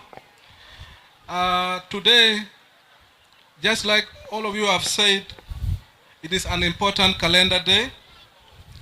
We gather to mark the 2025 International Day for Persons with Disability, a day that calls every nation and every citizen to reaffirm one truth, that disability is not inability, and that inclusion is not charity, but justice. This year's theme, Fostering Disability Inclusive Society for Advancing Social Progress, builds on the reaffirmed commitment of the world leaders who gathered recently at the Second World Summit for Social Development to build a more just, inclusive, equitable, and sustainable world. Indeed, progress is not just measured by the size of the country's GDP, the buildings, and the technology alone, but how we treat the most marginalized among us. A truly developed and inclusive society is one where every person, regardless of their ability, has equal opportunity to learn, to work, to participate, and to lead. Kenya has made notable strides in progressive laws, including the Constitution of Kenya 2010, the Person with Disability Act, and in the representation of persons with disability at the national, the county, sub-county, and all levels of governance. We see a more accessible infrastructure, we see sign language interpretation on national television, and we see a growing awareness across institutions. But just like colleagues mentioned, we still have challenges that persist. Children with disabilities still face exclusion in schools. Job opportunities remain limited for persons with disability, just like they mentioned, and public and digital platforms are not yet fully accessible. And just like colleagues mentioned, stigma, discrimination continues.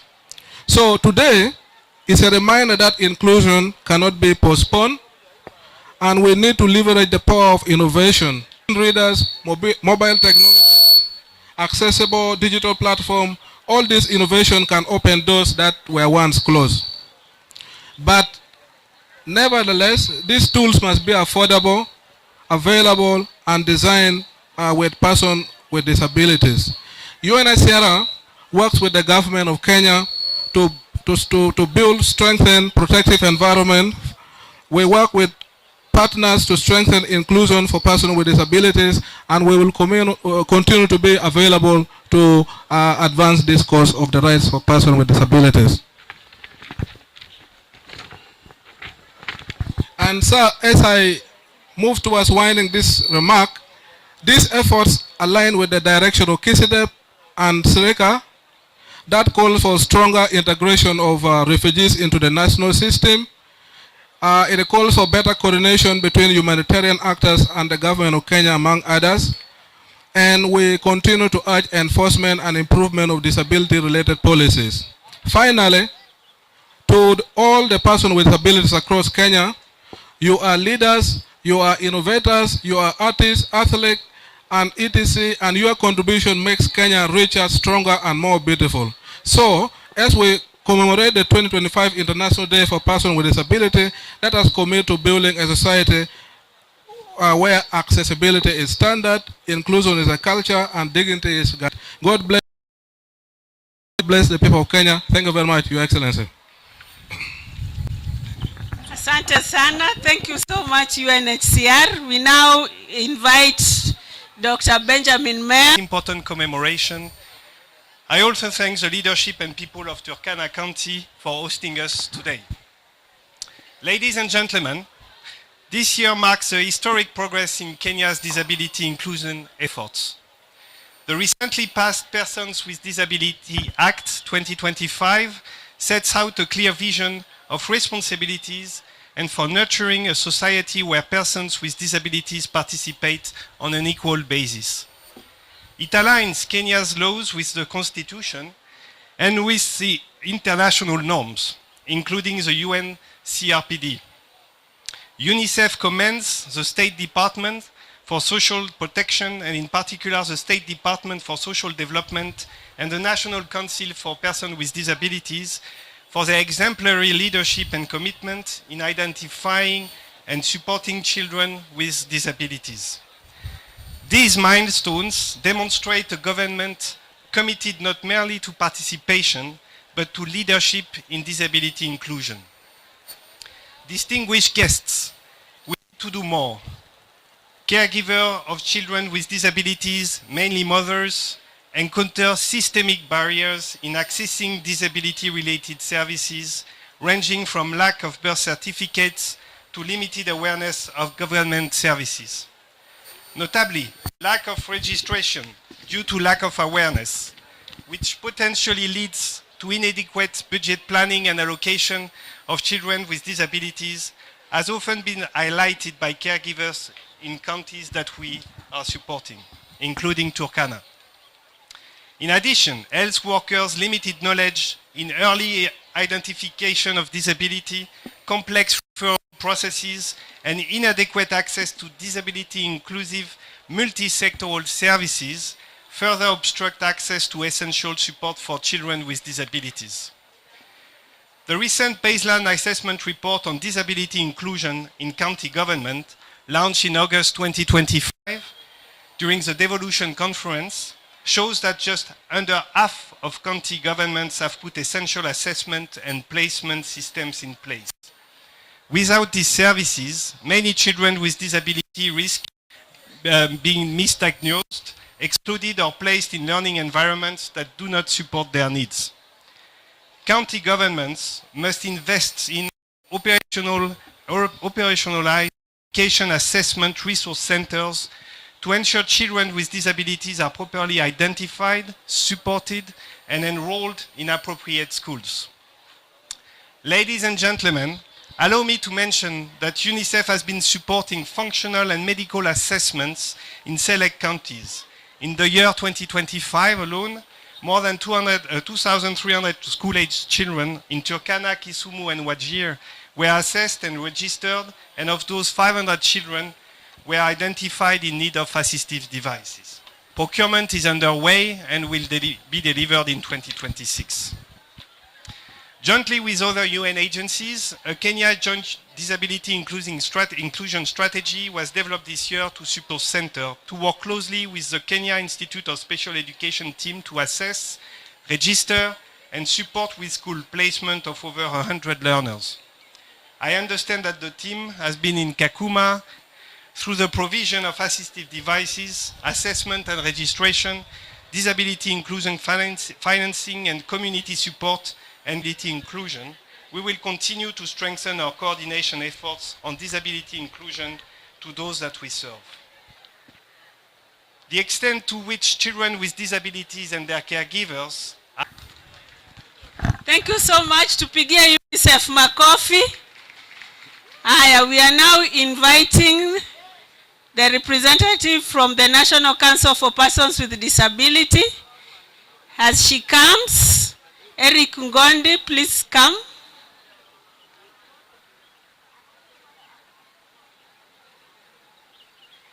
Eric Ngondi from UPDK.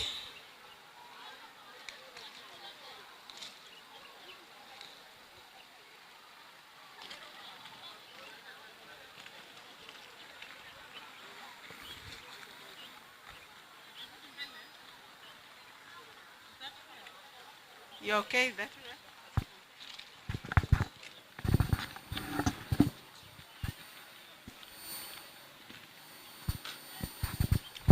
Okay. Watu wa Turkana, munanisikia? Turkana mata. Turkana mata. Si munaona nimevaa kama Mturkana? Sasa si mimi nimeturkana kamili. Si ndio? Wacha nisalimie gavana pia nimwambie gavana na. Asante sana. Wanasema si ni kweli? Haya, kwa majina naitwa Frida Lenayasa. I am a non-executive director at the National Council for Persons with Disability. I am here today to represent the entire board of the National Council for Persons with Disability, together with the acting executive officer. So allow me to go through a speech and then tutaongea zaidi. Today we are honored to celebrate the International Day for Persons with Disability, an occasion proclaimed in 1992 by the UN General Assembly to champion the rights and inclusion of persons with disability. The National Council for Persons with Disability is proud to continue the tradition of celebrating this important calendar day annually on a rotation basis across our counties. We extend our gratitude to His Excellency the Governor of Turkana, His Excellency Jeremiah Ekamais Lomurukai, for graciously hosting this celebration, this year's celebration. This year global observance is focused on overarching theme of innovation, transformative solution for inclusive development, under the specific call to action, fostering disability inclusive societies for advanced social progress. The National Council actively promotes across all counties through various pragmatic interventions designed to improve the lives of persons with disability. We recognize that education is a critical tool of empowerment. Over the last 3 years, we have shifted our approach from bursaries to a more robust education scholarship program to improve enrollment, retention, and completion rate for students with disability, preparing them for gainful employment. We have provided scholarship to approximately 1,000 secondary school students across the nation. Notably, Turkana County benefits significantly, with at least 20 learners with disability receiving full scholarship every year, and a third cohort of 100 students stated for mentorship and career guidance in January next year. To foster self-sufficiency, our economic empowerment program provides grant to self and community groups and supports revolving fund schemes, with over 20 persons with disabilities in Turkana County benefiting from various of support, including tools of trade, grants, and LPO financing.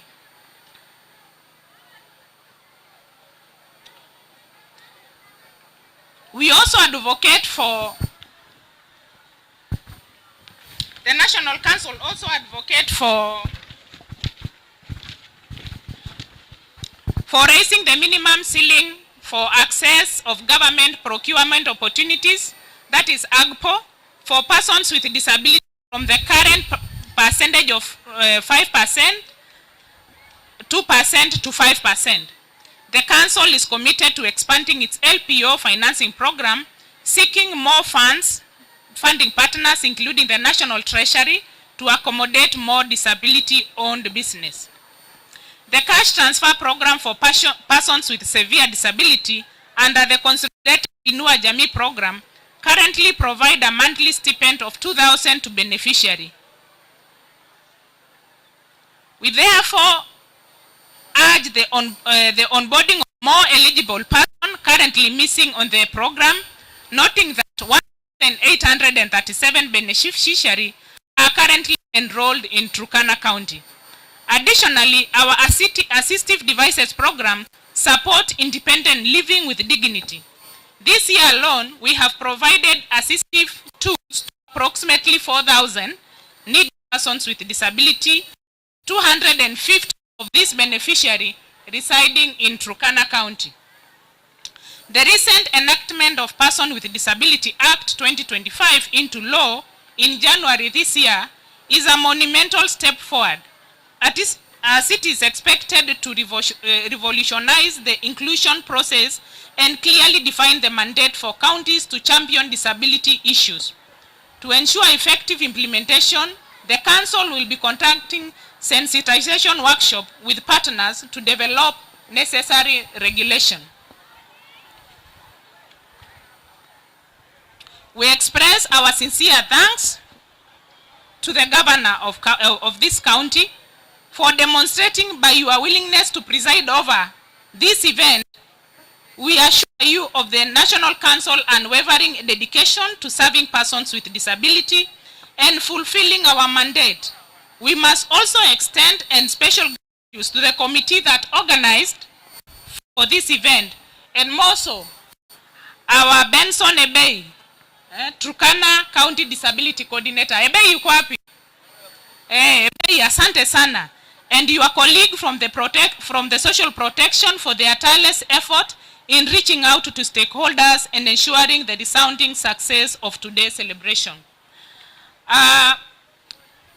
Your Excellency, Governor, the National Council with Persons with Disability works very closely with the county governments, all the 47 county government. In fact, we have one of the persons who works with the county, you call them county what? County governor, the Council of Governors.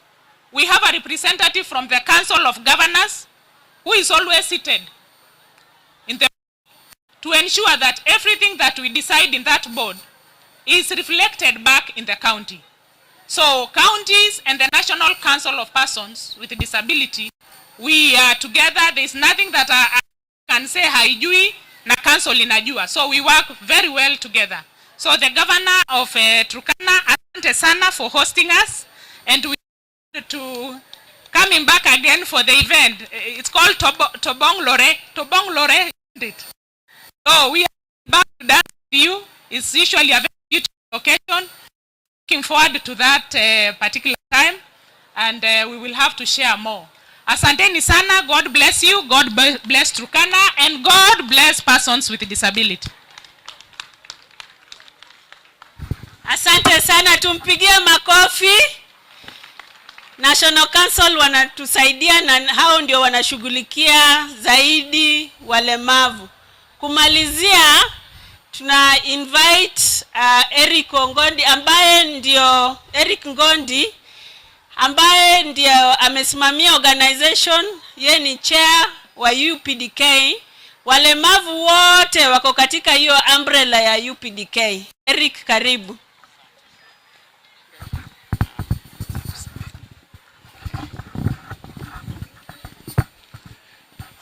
Chief guest, the governor. Where? Oh, that side. Okay, thank you. Sorry.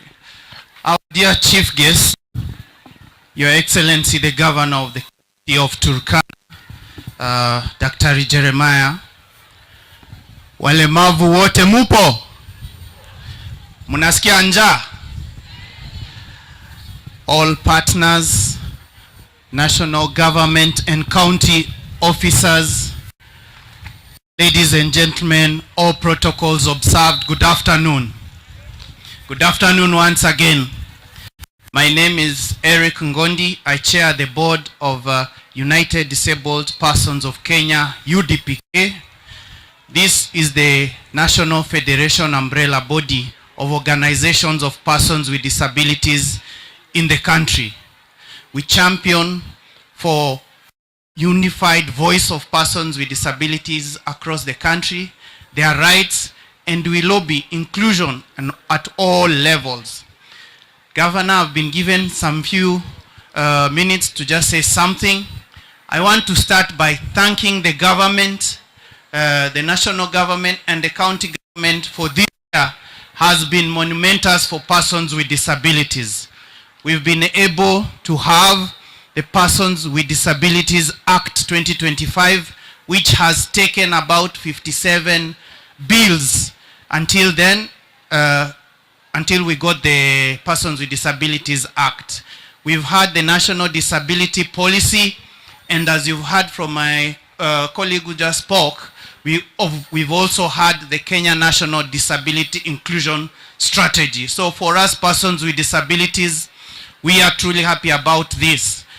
But we can only say that this is excellent, this is good. We've seen the clouds, and as colleagues started by saying, we now need to see the rain. We need to feel the rain qua ground, the implementation of the same. Chief Guest, I want to say that with all that, we still have many challenges that are happening, and I just want to tell you that as you've heard from my colleagues, that we still need to know the number of persons with disabilities at the national and across the whole nation. So we are calling for the National Disability Survey for persons with disability. Indeed, we know when we have the numbers, when we are counted, we do count, and this helps in budgeting and planning.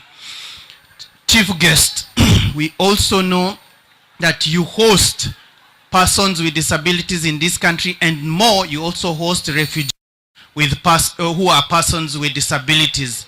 And we know the national government is implementing the Shika plan. We want to call for recognition of refugees with disabilities in this space as well. Chief Guest, we also know that we are not yet in terms of employment of persons with disability. In terms of inclusion, only 1.8% of persons with disabilities are still in our government and the county level. And so we still need to see this number improve at least to 5%, which is the recommended in our constitution and in the act. Chief Guest, you've heard the persons with disabilities from your county. They need to be recognized more in terms of their needs. They want to also be represented across the board. And also, Chief Guest, you've heard they also need to be resourced. They still need to be resourced in terms of the accessibility, in terms of assistive devices and others. Chief Guest, let me just conclude by thanking all those who soldier and work with persons with disabilities. There are many partners here and those who have not been able. In fact, I've been able to see Sight Savers, Light for the World, CBM, Action Foundation, and many others. And we do thank the Ministry of Labor and Social Protection and the National Council for always working with us. Chief Guest, I just wanted to remind ourselves about that, and thank you very much for hosting us. Asante sana. Asante sana Eric, tumpigie makofi. Tumefika mwisho wa hiyo session. Ningependa kumkaribisha our Deputy County Commissioner wa Turkana Central aje. Wakati anakuja tungependa kusema kama State Department for Social Protection, we are here to support you. We are here to implement the policy for persons with disability. Na tumeintroduce officers wetu, wako kila mahali. Mkiwa na shida, tafadhali msiogope kwenda kwao. Asanteni sana na tena sana. Karibu.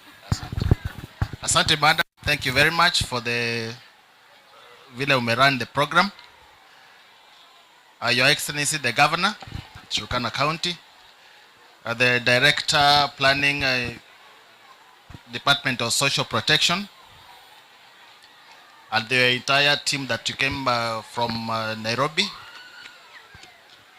our colleagues ambao tunafanya kazi nao, the CEC Health and the county government officials ambao wako hapa, na wageni wote ambao wamekuja, na wananchi amjamboni. Amjambo tena. Najua tumechoka sana, tumeketi kutoka asubuhi, so we really appreciate you kwa kukaa hapa. Kabla hatujaongea mengi, I request because the governor anataka kukimbia mahali, so I will nitaita the director planning to come ili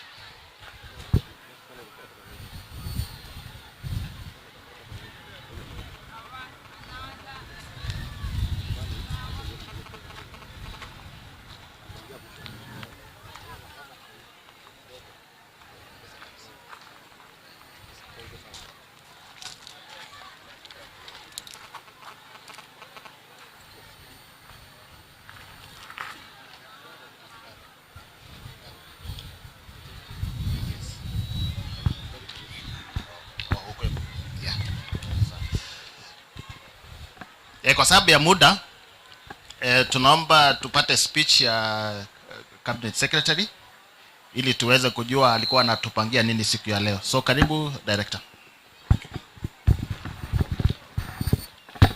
Thank you very much Deputy County Commissioner, Your Excellency Governor. Allow me to write on the established protocols. I am here on behalf of the Principal Secretary, who was supposed to be here with you today, and was supposed to deliver the key address. I want to go away to the speech and to the address.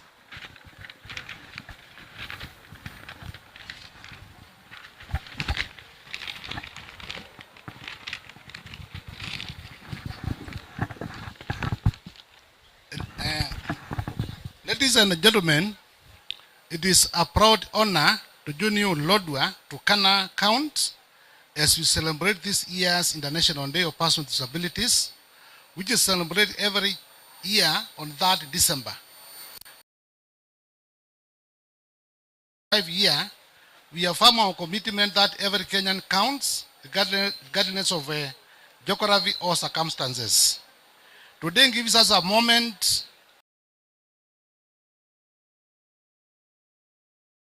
the barriers that prevent persons with disabilities from fully participating in every sector of development. It is also a time for persons with disabilities, the government, and the stakeholders to advance in inclusion and equality. This year's theme, fostering disability inclusive societies for advancing social progress, calls equal contributors to growth and development.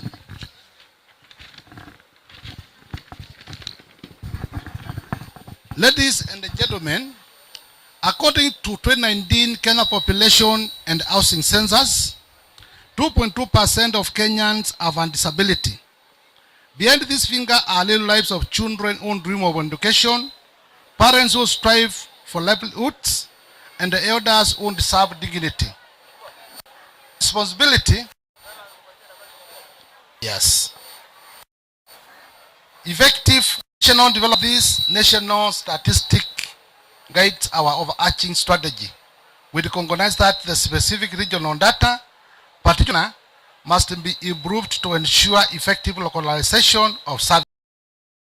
The ministry, that's Ministry of Social Protection, is committed to strengthening inclusive data systems, collaborating with the Kenya National Bureau of Statistics and the planning that the Kenya National Survey for Persons with Disability to improve targeting and resource allocation nationally. We recognize the unique challenges faced here in Turkana and the arid and semi-arid lands. where persons with disabilities face specific handles, including limited access to education and health care, inadequate assistive technologies, and scarce livelihood opportunities.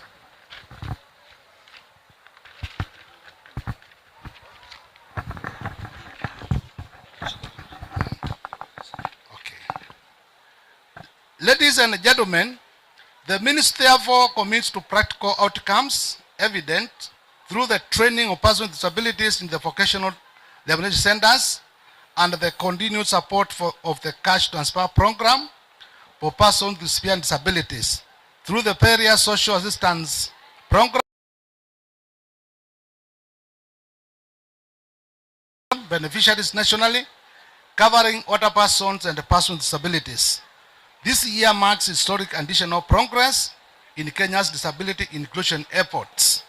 First, following launch of introduced the Shirika Plan, establishing a national framework for the socio-economic integration of refugees, including refugees with disabilities within host communities, demonstrate our government's commitment to leadership in disability inclusion.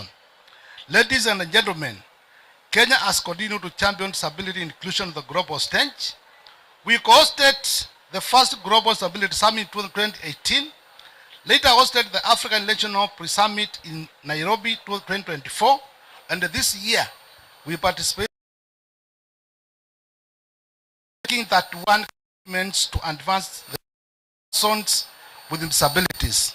Among these commitments, Kenya pledged to strengthen inclusive education, expand access to health and rehabilitative services, promote employment for persons with disabilities, and increase access to assistive technologies. Of all development cooperation programs include disability inclusion as a core objective. Beyond laws and policies, ladies and gentlemen, the Ministry includes strengthening families and the community care for vulnerable population in collaboration with partners such as UNICEF and Kenyan OPDs, and enhance the well-being of children and women with disabilities. Furthermore, Kenya is actively engaged with the Global Disability Fund programs, which focuses on system strengthening towards stability inclusive policies, programs, and services. Through this partnership with our United Nations agencies, we are addressed critical preconditions for inclusion such as access to and the quality of sexual and reproductive health, service and delivery, and gender-based violence prevention and the response for persons with disabilities, and analyzing the disability assessment system by piloting an integrated referral and a linkage mechanism for support needs assessment, medical and educational disability assessment. This partnership with the Global Fund also seeks to strengthen the coordination frameworks, such as the Disability in the Agency Coordination Advisory Committee, which was launched in October 2025. It plays a pivotal role in turning policy into practice, bringing together state and United States actors, organizations of persons with disabilities, development partners, civil society, academia, and the private sector. This spirit of shared responsibility is essential, especially as we confront emerging global challenges, and it is our hope that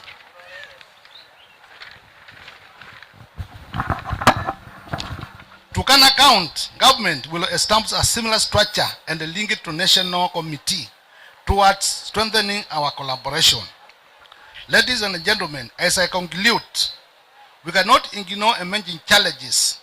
Climate change is not only an environmental crisis, but also a societal crisis.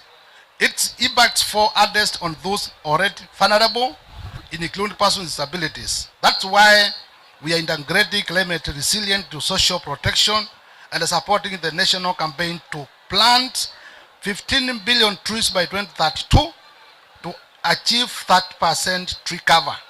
We are pushing for greater investment in disability inclusive climate resilience and the allocation of climate finance to disability focused programs by 2030. In addition, we plan to promote disability inclusive climate friendly homegrown school fitting as a safety net to learners in the ASOS. Allow me to sincerely thank our partners whose generous financial support has made this celebration possible. We appreciate the invaluable contribution of the United Nations High Commissioner for Refugees, Christian Bright Mission, United Nations Children Fund, the Friend Olos Foundation, Lache Kenya, Subcon, Doors of Hope, United Disabled Persons of Kenya, National Fund for the Disabled of Kenya, and the National Council for Persons with Disabilities, along with the local community-based organization, county government departments. Lastly, I also thank the leadership and the people of Turkana County for hosting us with warm dignity and a deep community spirit. Your consistency, compassion, and the collaboration will move Kenya forward.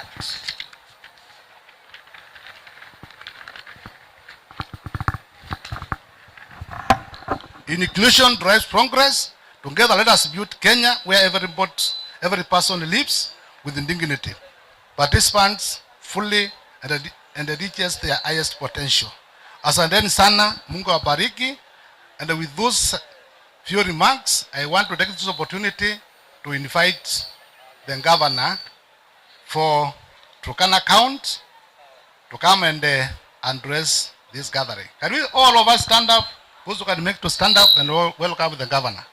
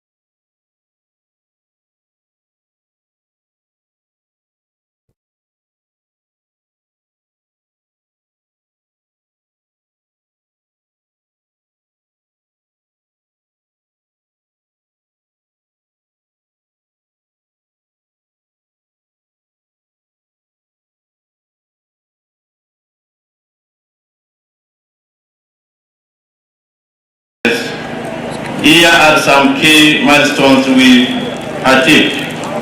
We have made significant strides in disability inclusion in employment.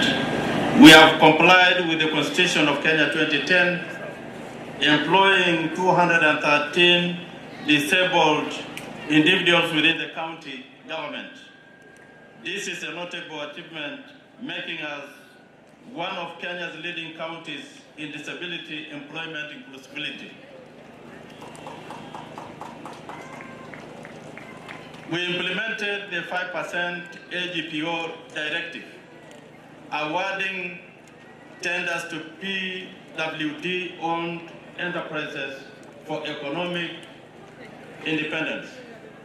Each year, we procure essential assistive devices annually, including wheelchairs, walking frames, white canes, polio booths, braille machines, and braille paper. This year, we allocated 2.4 million to support them.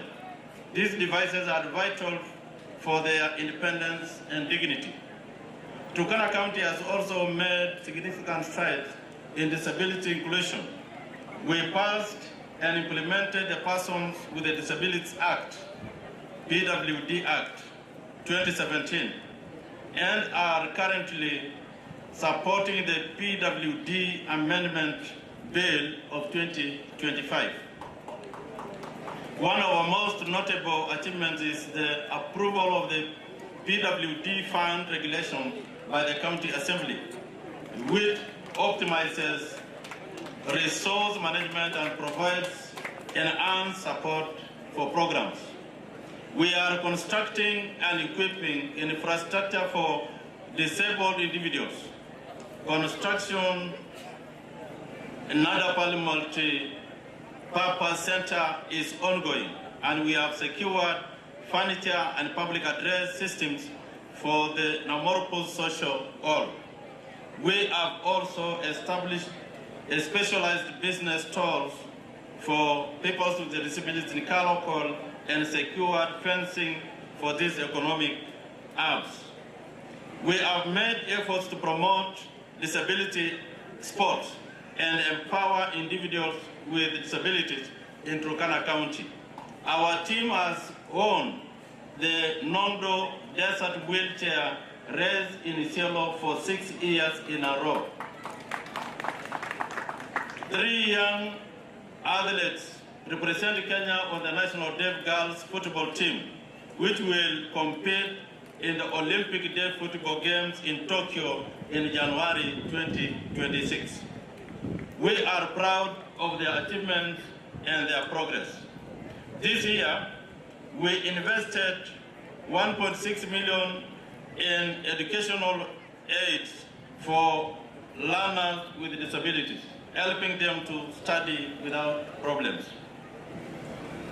These initiatives are just a small part of our efforts to make a positive impact on people with disabilities. We are committed to exploring new ways to change things and will keep you updated on our progress. However, we acknowledge challenges faced by disabled individuals. One significant challenge is the stigma associated with seeking assistance. Many disabled people experience embarrassment of shame when reaching out for support, hindering access for care. Caregiver stipends are insufficient, leaving many disabled individuals without the support they need to care for their loved ones, leading to stress and financial burden. The long distances covered by specialized services like the National Commission for Persons with Disabilities, registration and care air tax exemption verification hinder individuals with disabilities access to essential services. I therefore urge the Cabinet Secretary to include individuals with disabilities from ASAL counties, particularly Turkana, in international disability conferences and global platforms. Their voices must be heard and represented in national and global discussions. I also request the Honorable Dr. Alfred Mutua to ensure equitable distribution of scholarships for persons with disabilities across all counties, considering the unique challenges faced by frontier counties like Turkana. To all PWDs here today, thank you for your presence, recognition, and the role in shaping our future. We also thank our development partners and stakeholders for their unwavering support and collaboration. Finally, we thank our chief guest for his invaluable presence and partnership. Thank you, and may God bless you.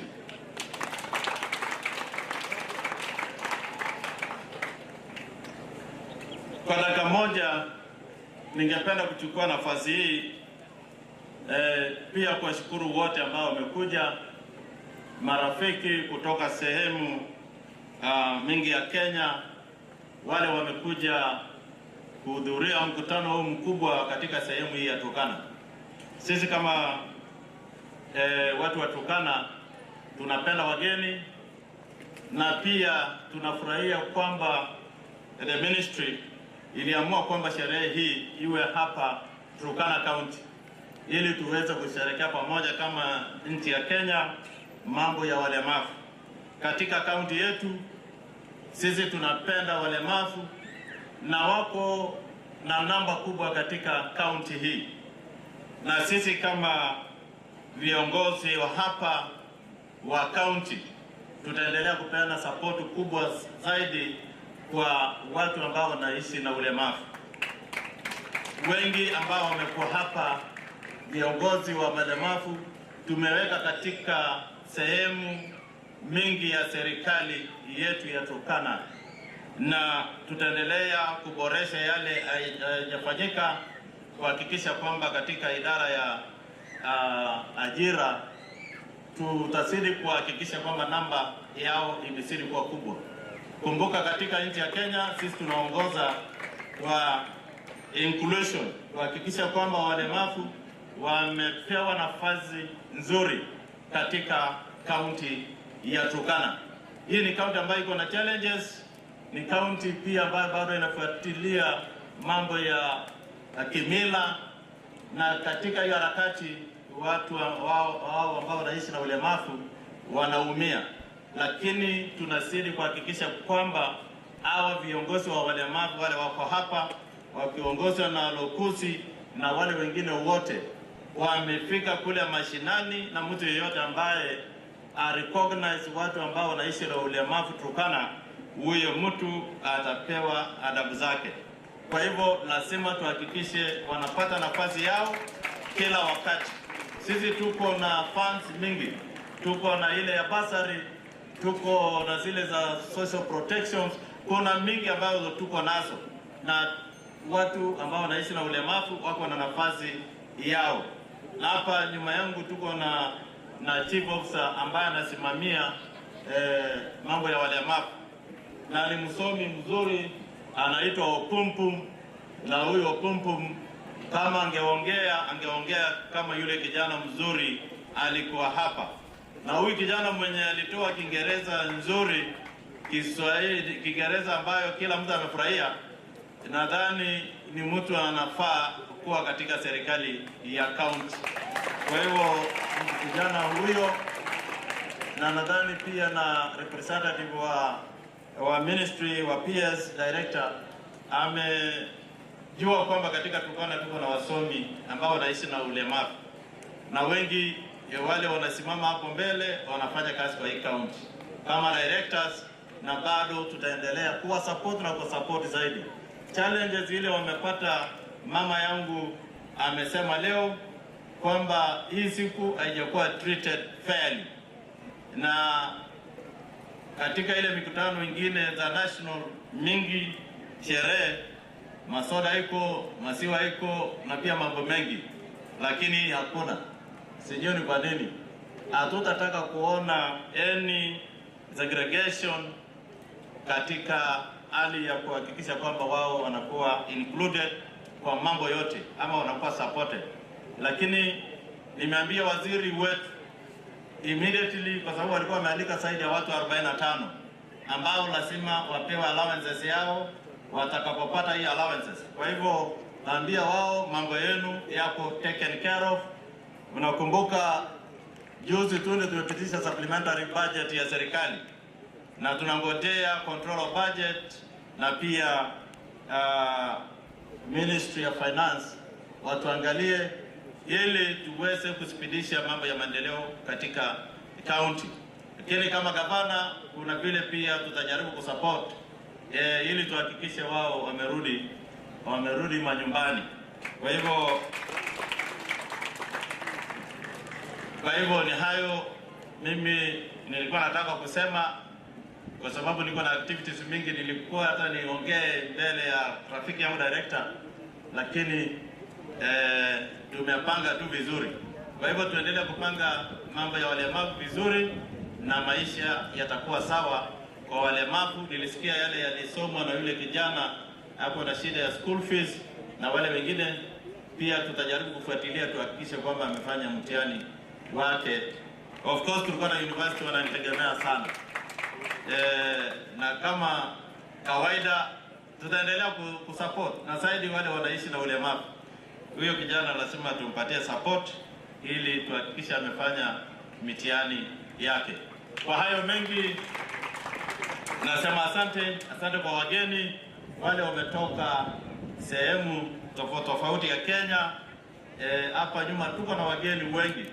Kama tungekuwa na nafasi nzuri, tungeketi pamoja, tutembele Turkana, tuende huko tuone Turkana boy, na pia muweze kusomewa historia kidogo kwamba nyinyi nyote ambao mnatoka makaunti mengine, mimi ndio gavana wenu, kwa sababu hapa ndio sisi wote tulianza hapa Turkana. Hata wafadhili wasungu wale wako hapa, mimi ndio gavana wao. Kwa hivyo mkiwa hapa, mko nyumbani, muishi na sisi vizuri. Na Tobong'lore imekuwa ikibadilishwa matarehe kwa sababu Mheshimiwa Rais ndio guest of honor, na timetable ya Rais inazidi kubadilika kila wakati. Siku ile tulisema tarehe 4 kama tarehe 18, amerudisha tena nyuma tarehe 16, ndio Mheshimiwa Rais atakuja kugrace mambo ya Tobong'lore. Kwa hivyo na direct timu yangu wa communicate sawa kwamba Tobong'lore itaanza tarehe 15, 16, 17, 18, na Mheshimiwa Rais akibadilisha tena bado tutakommunicate. Hiyo ni sawa, sio sawa? Kwa sababu lazima address, na kuna matarajio mengi tunahitaji kwa Mheshimiwa Rais, na ambayo mimi nikijaribu kusnap nitapoteza mambo mengi. Maendeleo hii university yetu tunataka kusikia tutapewa chata siku gani. So I am expectant of so many goodies from the President of the Republic of Kenya, who is also a good friend of the Turkana people, and we support him, we will continue supporting him. Na mimi nataka kuambia wale wanacheza michezo katika mitandao, inafika mahali kama usupport rais au support. Kwa hivyo ujitenge mara moja, na kama unamsupport ingia kwa mstari mara moja, kwa sababu kaunti ya Turkana wako nyuma ya rais na hakuna shortcut. Wale waheshimiwa wanapiga makelele na kuandika ma WhatsApp, sisi hatutakubali vitisho ya pesa nani. Kama mlishindwa kupita makura ya nomination, mkashindwa kupita by election, kwani kura gani nyingine mnaweza pita? Kwa hivyo wacheni kupiga makelele ya chura. Hayatasuia sisi kupita kura, hayatasuia sisi kupatia rais kura zaidi ya 80% katika kaunti hii ya Turkana. Na naambia rafiki yangu kutoka kule Loima, na ile vitu mingi anaandika na ile vituko anafanya, sisi tumekuzoea. Tulikuangusha ukiwa mjumbe, mimi nikiwa MCA nikakupiga chini, na ukakuja ukasimama nini. Sasa ninakuja kuhakikisha kwamba hicho kiti cha mjumbe mwenyewe Daktari Eragako pale, wewe kuja jifanya unasimama ugavana. Kwani gavana kama utashindwa na nomination utapita ugavana? Sio lazima aambiwe, kwa sababu anadhani tutaishi kwa uchuki, anadhani tutaishi kwa kukejeliana, kwa vitisho. Mimi nitahakikisha viti vyote vya Loima vinaenda kwa wale watu nahitaji. Hiyo inaingia ama ingii? Elomete kwa Elomete. Kwa hivyo aambiwe tu wazi, kama utapata kura ya Loima, kwani utapata ya sub county gani? Nimeona akiandika vitu mingi kwa WhatsApp akitusi na akitusi. Ajue kwamba pia kuna kesi ya defamation katika court, na awe tayari kupeana pesa zile zinatosha, ndio tumpatie adabu ya kuwa kiongozi ambaye heshimu viongozi wengine. Mambo hayo inabidi niseme. Na kuna mwingine anatisha Mheshimiwa Mwenyezi. Mheshimiwa Mwenyezi amekuangusha hapo Lowaranga juzi, haijapita siku 3. Haijapita siku 3 unaandika vitu mingi ati Mwenyezi hajawahi kwa raya, hajawahi support president. Leo anamsupport. Kama hajawahi kusupport, sisi wa Turkana tunajua Mheshimiwa Mwenyezi ana support rais. Na juzi kule Kataboy, mbunge ya huko alikuwa anapatanga kura mingi, juzi hajapata hata 10%. Tafadhali usimame vile ulisema hautasimama, tafadhali usisimame. Si uliambia Mheshimiwa Wanga kwamba hautasimama kama hautapata hiyo nomination, hiyo by election. Kwa hivyo mambo yako yameisha, ile story nyingine unapiga kama unakataliwa nyumbani, kwani kuna bingu ingine utaingia? Hakuna bingu ingine. Na wacha tukutumia hiyo habari uone vile kuanguka inakuja, na utaona exit katika siasa ikikuja, na utaenda kututazama katika uongozi kule nje kijijini na kule vitundoni, na hiyo inaingia ama ingii? Yolometa kuna yolomete. Si lazima sijawahi touch hiyo watu, si lazima leo niwaguze. Si mliona by elections vile zilikuwa? Niliangusha hawa, hata ukiunganisha kura yao wote hawatakaribia hata 30%. Yaani wote wale wanasimama wote unaunganisha kura yao. Na wajue mimi ni Simba, mimi ni Napotikan. Hii kura unafikiri kuchukua miaka 25 ukiwa unachaguliwa na nchi ni mchezo. Na ninaongezea wengine 5. Hiyo 5 wao unafikiri hata wanajua tu iko. Kwa sababu kura unasoma tu dalili. Kura sio kitu tu hivi hivi. Wakati tunapigwa kura na wananchi ni kwa sababu ya uhusiano ya watu na wananchi. Na uhusiano wangu na wananchi ya miaka zaidi ya 25 inajulikana. Uhusiano mzuri, mtazamo mzuri, uongozi mzuri na maendeleo. Ingia kwa hii mji wa Lodwar ni lami kila mahali. Sasa lami ndio hiyo inaelekea huko. Next financial year tunapeleka Kanam, tuhakikishe mji huu umekuwa pia city in the next few years. Turkana kwa sababu ni sehemu sisi wote tunatoka ndani, lazima ikuje iwe city after Uasin Gishu. Kwa hivyo hata ukialika magavana wengine wakuja hapa wafanya campaign, eti mnadhani mtabadilisha gurudumu ya kuanguka. Hiyo iko tu. My friend. Mimi nasema watembee tena wapate gavana mwingine walete. Mahali mlipeleka huyo gavana hamkupata hata 10%. Sasa nadhani Mheshimiwa Wanga anawatazama vizuri. Yaani they did not manage 10%. And yet I really pumped a lot of resources into that by-election. It's because I don't need even my president to come here. The state I would mind kufanya makezi ya Turkana. If you are inefficient.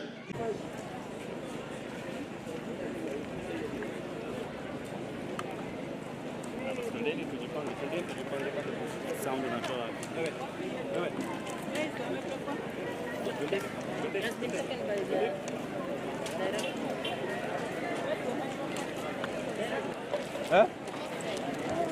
Haya. Ni wakati wa kupeana kisa kwa wheelchairs kama tatu kama demonstration. Kisa data. Nimekata. Hiyo speech ya nini nimemaliza.